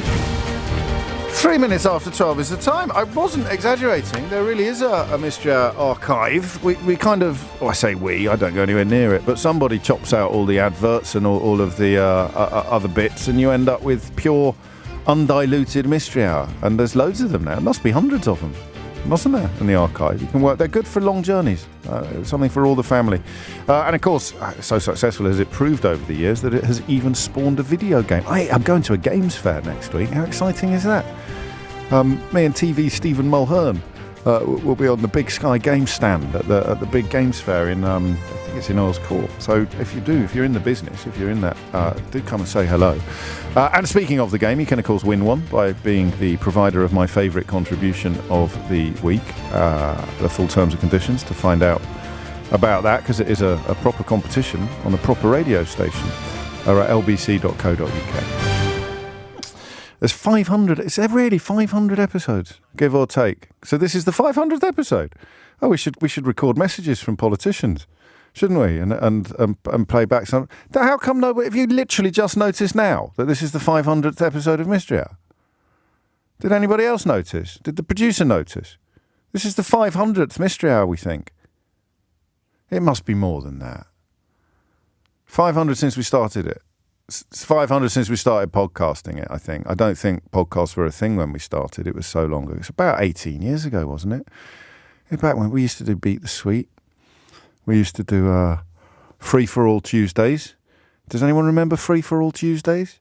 I loved Free for All Tuesdays. It was the laziest I have ever got away with being on the radio. I'd let you decide what we were talking about. I'd come on air at 10 o'clock on a Tuesday and say, what do you want to talk about today? And then you'd ring in and tell me what you wanted to talk about, and I'd pretend that we were taking some sort of democratic decision on whether or not we were going to continue with that topic or not, but really I was just making it up as I went along. And what was the other one called? Treasure Hunt. Oh boy, Treasure Hunt. That was when you'd ring in and tell me that you really needed to find something, but you couldn't find it anywhere.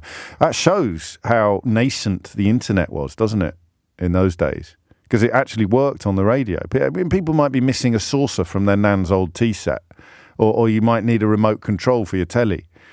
It shows how long we've been doing this. But anyway, this is the 500th podcasted edition of Mystery Hour, so welcome aboard. And you can, of course, buy a copy of the game at mysteryhour.co.uk or John Lewis and Amazon, various other places. But mysteryhour.co.uk gives you the best descriptions of what it involves. It's a board game, mate, not a video game. Sorry, I should have made that clear.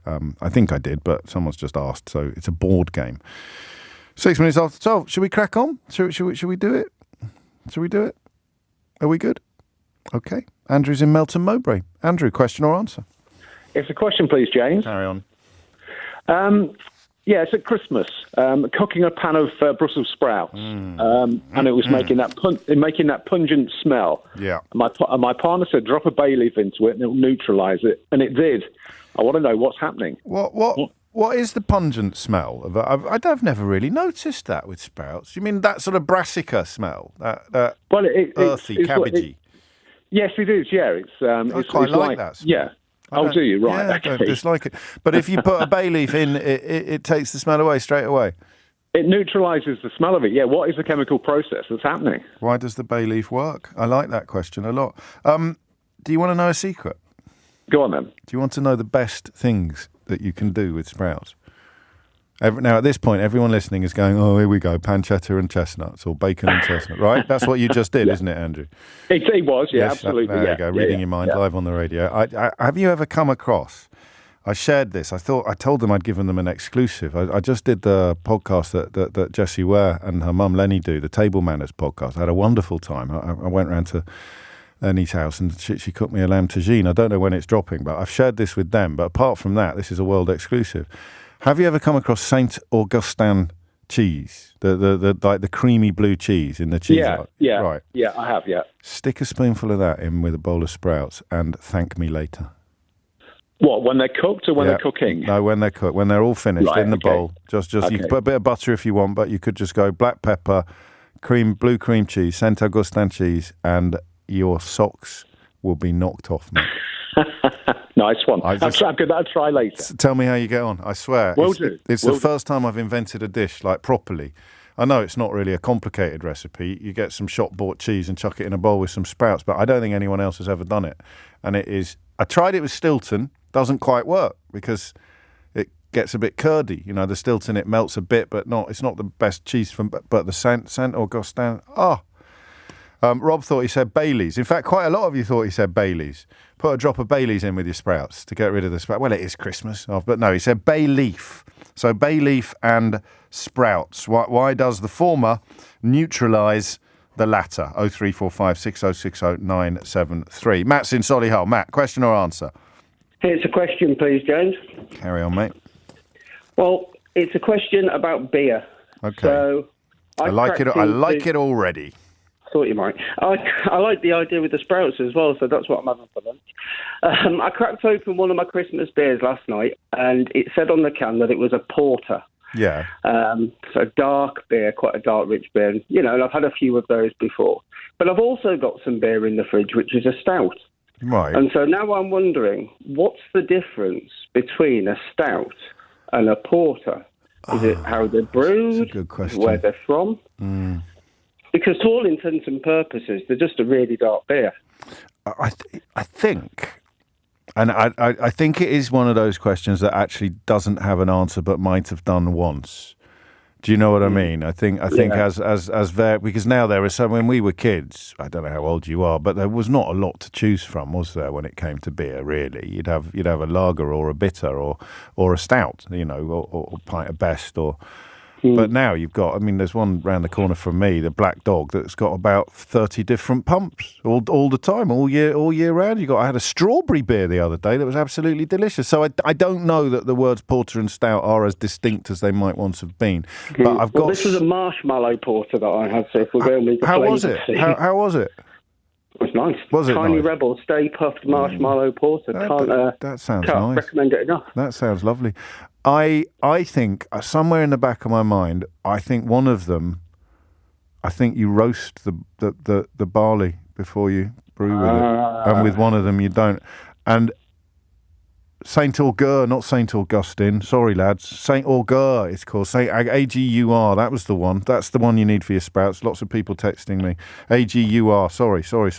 But I think one of them is roasting and malting. They have different roasting and malting different relationships with roasting and malting the barley. So I guess which is which? I've no idea, and I can't remember which way round it is either. Whether the one that's roasted isn't malted, or whether the one that's malted isn't roasted. But so I put it on the board. It's a lovely question, but in terms of your taste buds, there's no difference at all, really, is there?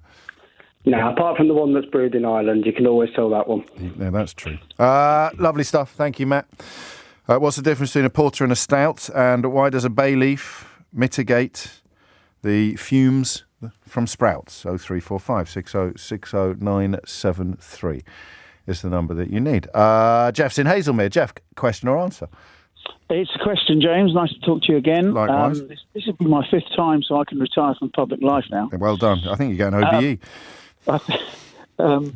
So, yes, a question. Why are there 4 blood groups? Why is there not just one blood group? There's 8 billion of us. Yeah. Why are there 4 different types? And is it like planets where they're 1 and then 2 and then 3 and then 4? And when's the 5th one coming? And I think this has come up before, but I'm dashed if I can remember what the answer is. You know what? I looked through your board game this morning, so you don't need to send me one if I win. And I couldn't find it in there. So unless, yes, it's very probably come up before. There was an archive. I think the archive went the way of most features on this programme, and we just forgot to keep it up to date. There used to be an archive, because we used the archive to do the board game. But I think we used to do it whenever anyone came in on work experience. We'd get them to update the Mystery Hour archive. You know 3 of these, and you're in. They thought they'd be going to the House of Commons or interviewing the Prime Minister, and the poor fellows had to sit there inputting data on. Why? Why are there 4 blood groups? Yeah. You don't need to add why is there not just race. one. It's not race or region related. It's not like the Northern Hemisphere are all. Is it definitely not? No, it's not. So I give blood regularly, and I asked the nurse relatively recently, and she sort of looked at me as though I was mad. And I said, maybe I'll call James O'Brien. And she went, yeah, that's a good idea. So there we go. Going to say, she said, who? I think you've had a knock on the head, mate. James O'Who? We'll get you an answer to that. Why have we got 4 blood groups? 0345 60973 is the number that you need. Blood groups, beer, and bay leaves. There's something there for everybody. All the major food groups. Chris is in Cowbridge in South Wales. Chris, question or answer? It's a question, James. Great to speak to you again. Likewise. My question is the following. I haven't been an avid scuba diver for many years, and watching documentaries, it's occurred to me, why do marine mammals have a horizontal tail and fish a perpendicular tail? And I understand about evolution, but if evolution was in place, they'd have the same, or a variance of the same. But mammals have a horizontal, and fish have an up and down perpendicular tail fin. Yeah, they do. And I don't understand why. No, well, I mean, you may have hinted at the answer unwittingly when talking about evolution, and you'd expect it to be the same, but you wouldn't, would you? If Well, why is it only mammals have the horizontal. If evolution was a part of it, then it would be whatever is most effective in the water. Correct. And some mammals would evolve a horizontal tail, but they don't. If you look at sharks and dolphins, or sharks and whales. I am. Well, not literally. I'm thinking of them in my mind's eye. I'm looking at them. So why is it that fish? Yeah. I mean, no, I understand the question, Chris. I'm not simple. I understand the question. I'm just thinking. I'm just pausing, for a bit of dramatic effect and having a bit of a I'm ruminating, Chris. I forget you do the voices in your book. I forget you like a bit of drama. I do like a bit of drama. I do the voices on the audio book. They've gone down rather well. I know you do. Paul Dacre, in particular, people have been very delighted by. Although. Okay, you're on. Marine mammals have horizontal tail fins, where fish have perpendicular ones. Why? Vertical. Or is it vertical, perpendicular, whatever, they're upright. I don't know why that would be. I was thinking about living on land and sea, but that's amphibians. Is it a mammal closer to the why am I even saying this out loud? 12:15 is the time. Thank you, Chris. And quite a few of you correcting my pronunciation, which is absolutely fine. Marty says, I know you're a pedant, so I would want you to be aware of the facts. It's pronounced San Agur, not, as I started off saying, Saint Augustino. So we've gone from Saint Augustino or something, Auguran or something, to it's San. It's spelt Saint, but pronounced San Agur. Agur. San Agur. And the point is, a spoonful of that on your sprouts will elevate them to heights that even sprout lovers have never scaled before. Mystery Hour on LBC with James O'Brien. It is 19 minutes after 12 and you are listening to James O'Brien on LBC. I have a little bit of breaking news for you. The government have been told off by the UK Statistics Authority for misleading you over the so-called asylum backlog. This is the independent UK Statistics Authority. Following the government being accused of lying about clearing part of the asylum backlog. The chairman, Sir Robert Choate, has warned that the episode may affect public trust. They write, the average member of the public is likely to interpret a claim to have cleared a backlog, especially when presented without context on social media, as meaning that it has been eliminated entirely. So it is not surprising that the government's claim has been greeted with scepticism and that some people may feel misled when these hard cases remain in the official estimates of the legacy backlog. This episode may affect public trust when the government sets targets and announces whether they have been met in other policy domains. It highlights the need for ministers and advisers to think carefully about how a reasonable person would interpret a quantitative claim of the sort and to consult the statistical professionals in their department. But that's not fair, actually. It's not often I stick up from this government. But how on earth is Rishi Sunak going to be able to consider how an announcement may affect a reasonable person? He doesn't know any, does he? I mean, have a look at. Did you know what they did yesterday? They put out a smear Keir which involved a picture of Keir Starmer and a mock-up of a Better Call Saul. You remember the spin-off from Breaking Bad? Because as a lawyer, he gave some advice to a group that wasn't a terrorist group or a proscribed group when he gave them advice, but is now. He also prosecuted members of that group when he was DPP, but, this lot don't really care about the truth, do they? Or the facts, as indeed this reprimand from the UK Statistics Authority would prove. But it seems unfair to me, genuinely unfair to me, to expect Rishi Sunak's government to think carefully about how a reasonable person would interpret something they do, because they literally don't know any reasonable people. That's how Lee Anderson ended up and Brendan Clark-Smith ended up as deputy chairs of the party. There are no reasonable people. The inner circle is made up of weirdos from secretly funded think tanks, shills from right-wing newspapers, a few Australian propagandists thrown in for good measure. Where on earth would Rishi Sunak go if he wanted to find out how a reasonable person would respond to something that he's about to do? I honestly have no idea. Oh, this is kicked off. It is actually pronounced Sant Agur. The T is pronounced because it's followed by a vowel. I thought that when I looked at it, like Moet Chandon. But there it is. Everyone's criticising me for pronouncing a word that I even got right. I wish I'd never told you. You don't deserve me and my recipes. putting a spoonful of Santa Gur on your sprouts is going to change your life, and you're bombarding me with messages about my pronunciation. Just try the dish, right? And then get back in touch with me. 22 after 12. Mystery Hour continues. Dan's in Falmouth. Dan, question or answer? Question, James. Carry on. So, I drive around Devon and Cornwall for work. Oh, yeah. And I'm driving past... Are you a rally driver? Nearly. No, I fix heat pumps, so I'm always going around fixing broken things. Yes. Crikey, you wouldn't want a broken heat pump at the moment, would you? Well, I'm up on a cold roof doing 2 now. Are you really? Well, be careful. Yeah, it's okay, it's safe. Okay, good man. Go on. So, yeah, I drive around Cornwall, and there's every other town is Saint this or Saint that, St Austell, St Clair, That's very true. There's hundreds of them, yes. It seems. And yet, when I drive around Devon, there's next to 0, I think I can think of 2. There's St Giles on the Heath and St Budo. Yes. And they're both near the Devon-Cornwall border. So why is it Cornish towns are named after saints? Why so many saints in Cornwall? Yeah, but why are the towns named after the saints? That's what I mean. Yeah, you go all over the country, and there's not that many places named Saint this, Saint that. No, there is. I mean, there's a few, but there's a particular preponderance in Cornwall. Well, I mean, so what you'd get is a church around which the dwelling has grown, or vice versa. So the area becomes known by the same name as the church, wouldn't you? Yeah, but why doesn't that happen? No, I understand elsewhere? the question. Yeah, I'm saying this to everybody now. I'm obviously in a bit of a bouncy mood today. I do apologise. It's all right. I understand the question, Dan. Yeah. I understand that they're named after.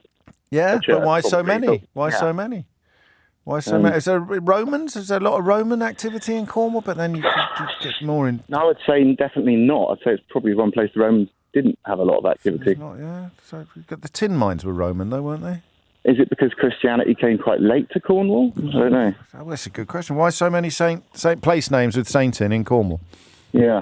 Love it. Good. Take care.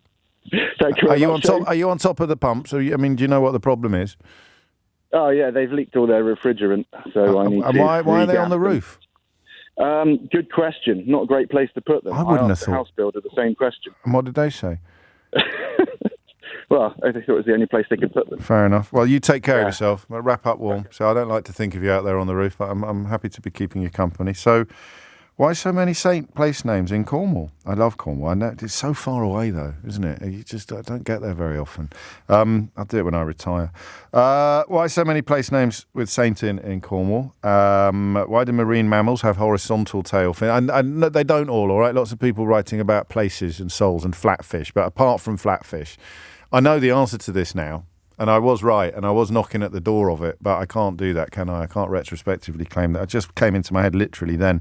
Why are there 4 blood groups? What's the difference between porter and stout? And then he said, what's the difference between porter and sprouts? That would be an easy round of applause, wouldn't it? One's a lovely green vegetable and the other's a pint of beer, mate. What's the difference between porter and stout? And why does a bay leaf neutralise sprout aromas during cooking? Michael's in Brentwood. Michael, question or answer? It's an answer for you, James. And good afternoon, by the way. Hello, Michael. Carry on. Answer to the beer question, porter and stout. Yes. So, first and foremost, beer is, all beer generally, unless you're talking about fruity ones, all beer is made up of 4 constituent ingredients. That's the grain, the water, the yeast, and what else? The hops. Yes. I forgot for a second. The variance between, the variance in those 4 ingredients can account for just about every different style of beer that there is. With additions, so, a fruit beer or something like that. Yeah, exactly. Ignoring fruit, though, all beers that aren't fruited come from those 4 ingredients. Yeah.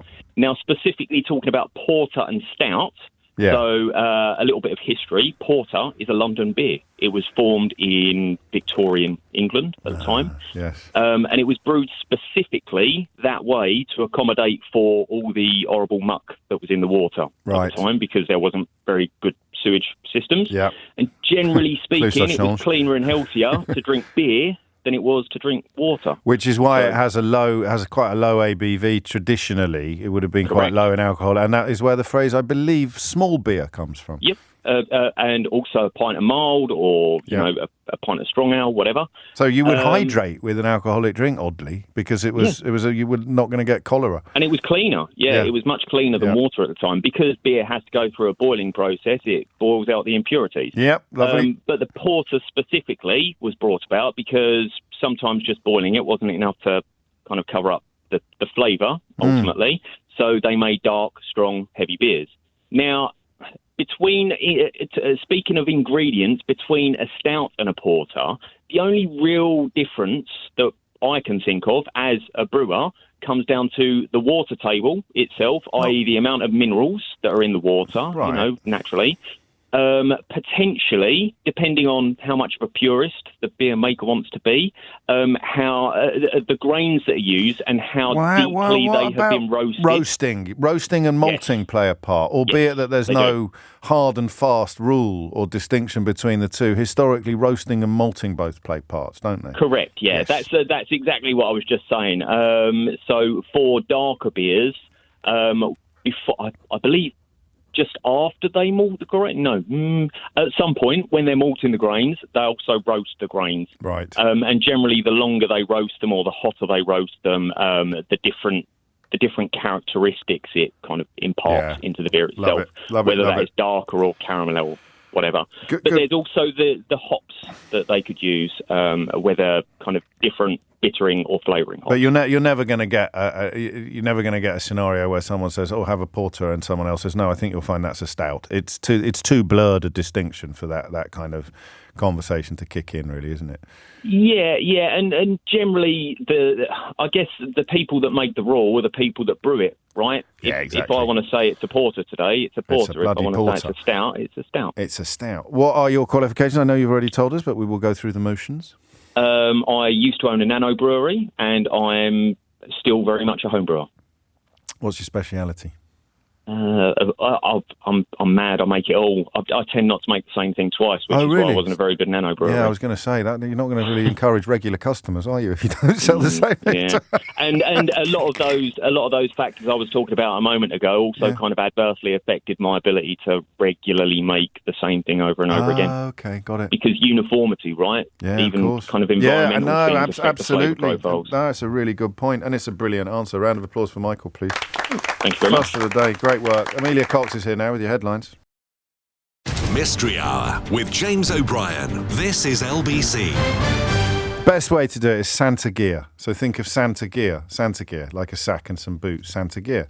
So it's not a gear, it's Santa gear, the cheese that I'm talking about that goes with your sprouts. Stop sending me messages telling me that there are lots of recipes out there involving cheese and sprouts. This is a very specific cheese. And it is a very specific combination, and it is one of the most delicious things you will ever taste in your life. And yes, you can also add some pancetta or some chestnuts, but you do not need to. Once you have tasted it, and obviously you can't have it with every dish because it's quite overpowering. I sometimes have it on its own. I have a bowl of sprouts with a dollop of Santa Gear cheese and some bacon, some pancetta or some lardons. The smoked lardons from Morrison's do the job.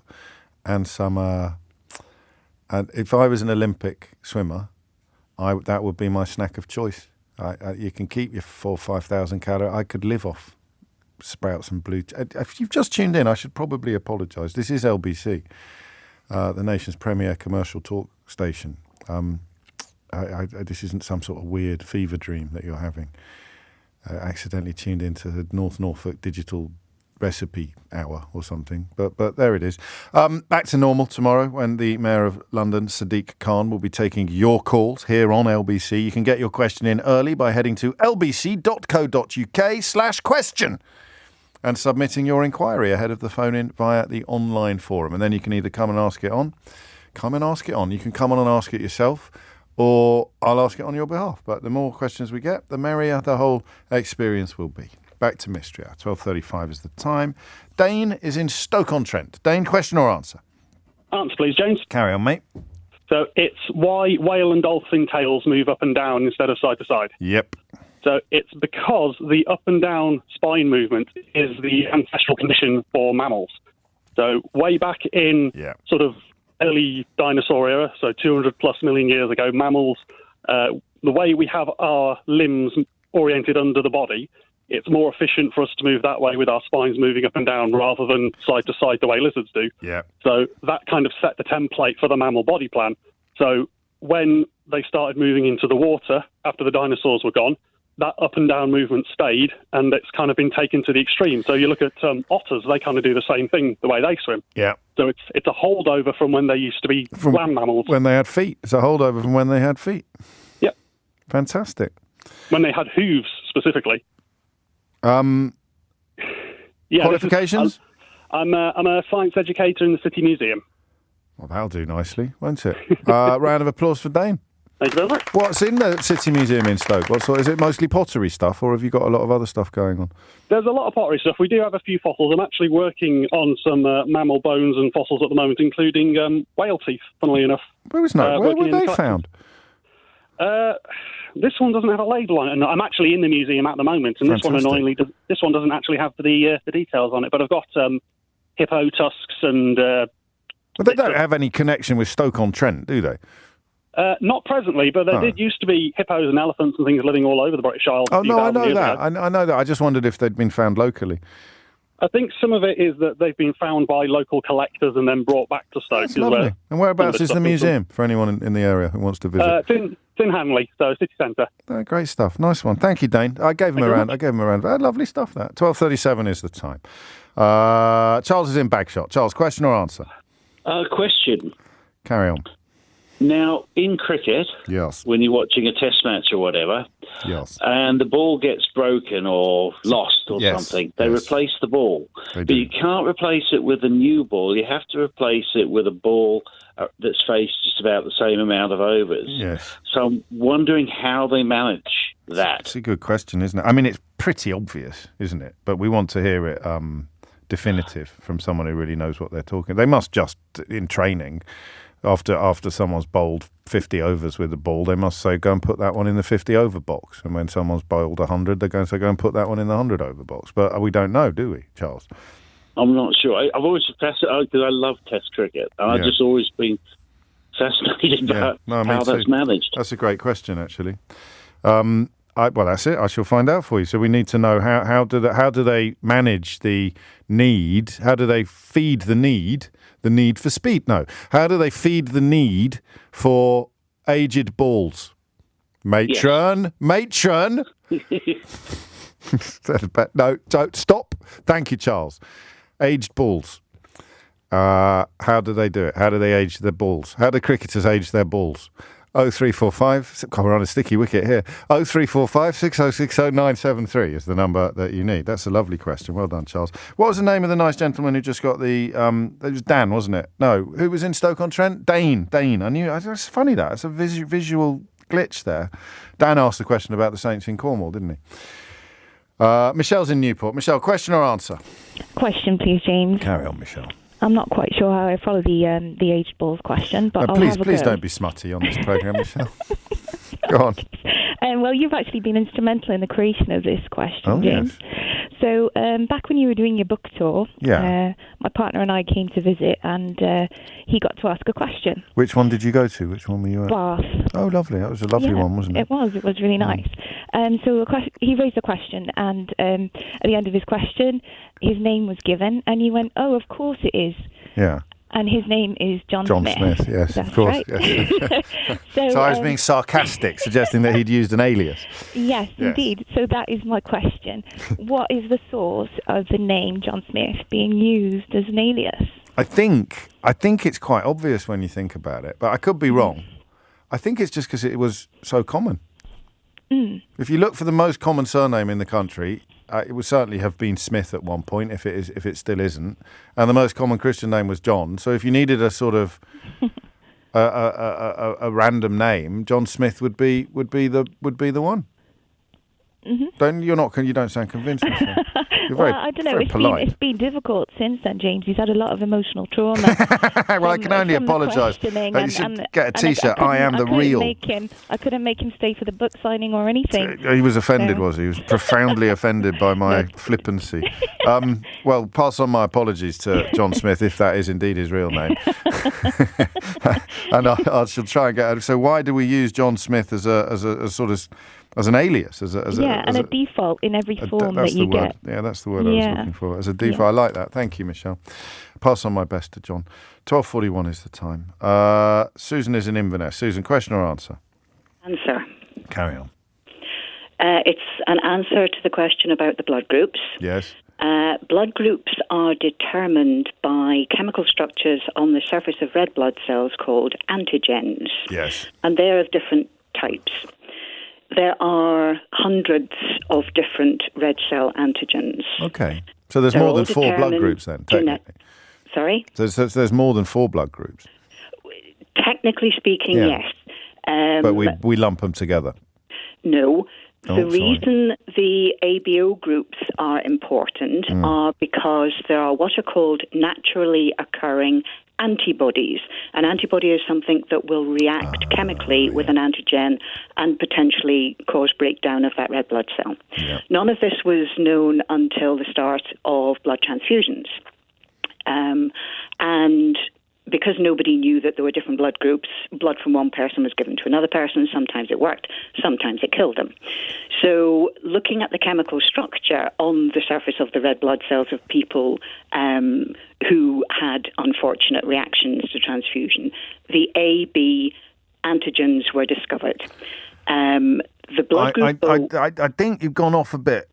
I mean, it's fascinating, but why do we have so many blood groups? Are you actually answering that question? Genetically, it's all determined by your genetics.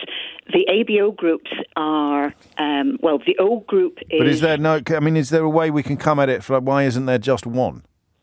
Do we know why there are more than one blood? Well, that's like saying, why isn't there just one eye colour? Why isn't there just one hair colour? Oh, okay. No, that's genetic, it. That's fine then. So there were enzymic changes to the red blood cell. Love it. Caused by different genes. That'll do nicely. Qualifications? 34 years as a transfusion medicine specialist. So just think of it as any other genetic variation. Yes. And it will have, had its roots in so at some point. So you can give birth to someone who's got a different blood group from you. Absolutely. And there it is. So it just happened back in the day, and then it's kind of conglomerated not into 4 blood groups, but as you've explained, 4 groupings that are determined by whether or not you can add one to the other.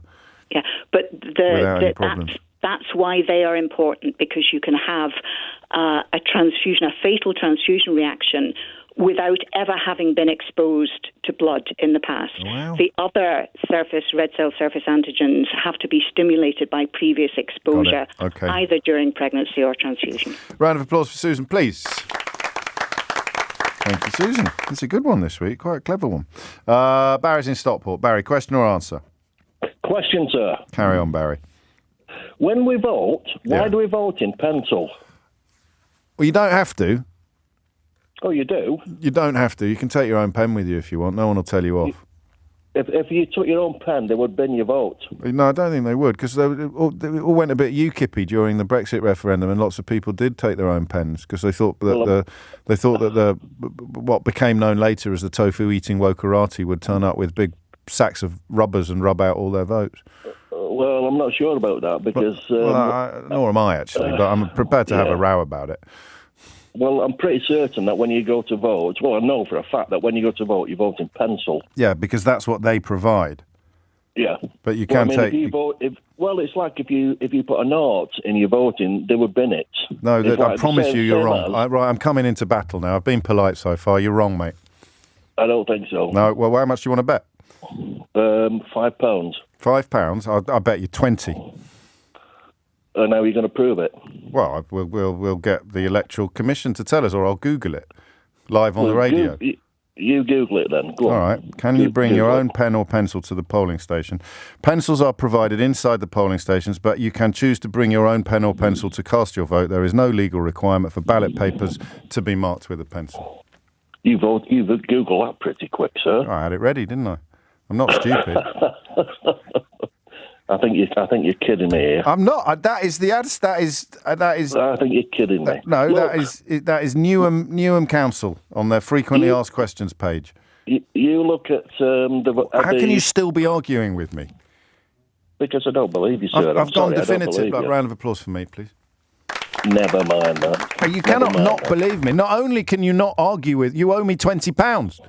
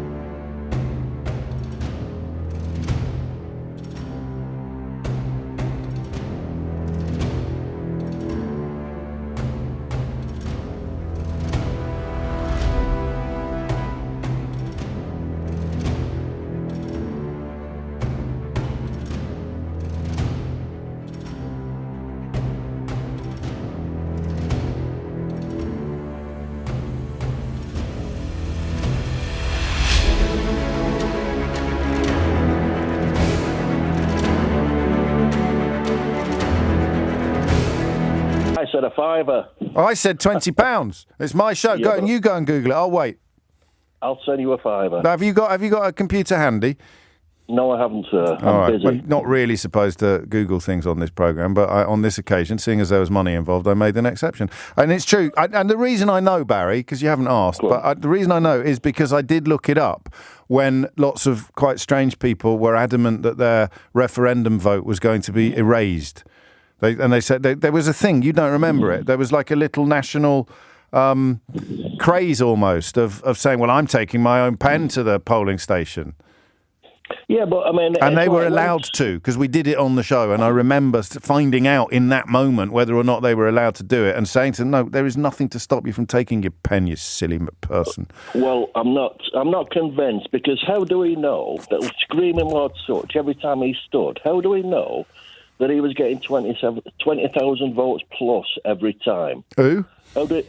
Screaming Lord Sutch. Well, he didn't get anything like that. He got low thousands at the top. But anyway, that is the end of that bit. That is definitely no. I had to Google it to prove it because I told him I was right. I proved I was right. I shared my qualifications, and he still didn't believe me. So that is when I went nuclear and I placed a financial bet, and then I Googled it. But the reason why I know was because of all people that later became known as Gammon were adamant at the time that they would have to vote in pen because otherwise I think Jacques Delors had an enormous rubber and he was going to be able to erase... Oh, forget it.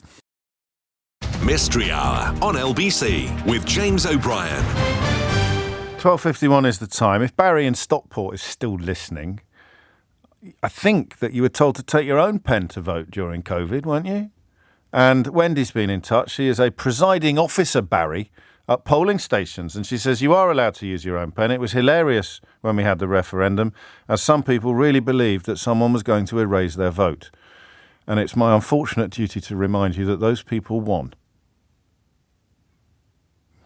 Possibly an indication of what was likely to follow. The people who thought that their votes were going to be erased if they used pencil actually came out on top. But there we are, on with Mystery Hour. How do cricketers age their balls? Why is John Smith the default name, sort of, for it's John Doe in America, isn't it? Oh, no, that's different. Don't text me. I've done Barry's pencil question. Why does a bay leaf neutralise sprout smells? And why are so many places in Cornwall named after saints? Linda is in Finchley. Question or answer, Linda? Answer, please, James. Carry on. It's the Celtic question, and all the places in Cornwall being named after saints. Yeah. Yes. My understanding is that Celtic Christianity spread to Great Britain from middle of Europe, from somewhere probably in Switzerland. It came from the east, and it sort of spread across the continent, reaching Great Britain. And then these were kind of really holy men who were it's a type of very spiritual Christianity, and they wanted to get far away from civilization, as far to the west as they could. Right. So lots and lots of sort of Celtic saints. Well, they were monks originally, but then the definition of saints has kind of become more... Yeah, but that doesn't explain why so many place names in Cornwall. You're just saying that Cornwall had a disproportionate number of hermits. Yeah, but then they would have had monasteries, they would have had cells, they would have had places where they gathered. So the theory is that there were more ecclesiastical establishments in Cornwall than there were elsewhere in the country? Yes, or maybe just single cells. And I think the pattern is spread up the whole west coast of Great Britain and maybe even into Brittany in France, where, you get the saints like St David's in Wales is right on the far west coast, isn't it? Yeah. I think there's some islands off Scotland, single islands where monks used to go and live. Oh, you're winning me round now. I was incredibly sceptical 90 seconds ago. You should have seen my face. I looked like Lee Anderson. I was incredibly... You need to get a bit aerated. You needed to calm down. I did. Barry. I was quite cross with Barry. I don't know. I don't think anybody. I think I got away with it. I don't think anybody noticed. It was great fun. I don't think anybody noticed. So that would make some sense, wouldn't it? It's the furthest away from the point of arrival for clerics seeking an ascetic lifestyle. That's the one, yes. So all that west coast is very Celtic, and then of course eventually over to Ireland. But you're on. Yeah, qualifications? Masters in theology. Cool, blimey, get you. Round of applause it is. Thank you. That's a lovely, I like that. It makes sense to me as well. And there would just have been more churches and more monasteries and more individual sort of quasi-hermits setting up in places that subsequently became known after them. There might be more to it than that, and it might be a question that doesn't have a definitive answer, but that has a absolute credibility. 12:54 is the time. John is in Whatstandwell. Whatstandwell? Hi, yes. Hi, James. How do you pronounce that? Whatstand? Has it got a D in the middle of it, or is it just Whatstandwell? Yes. Whatstandwell? Whatstandwell? Yes.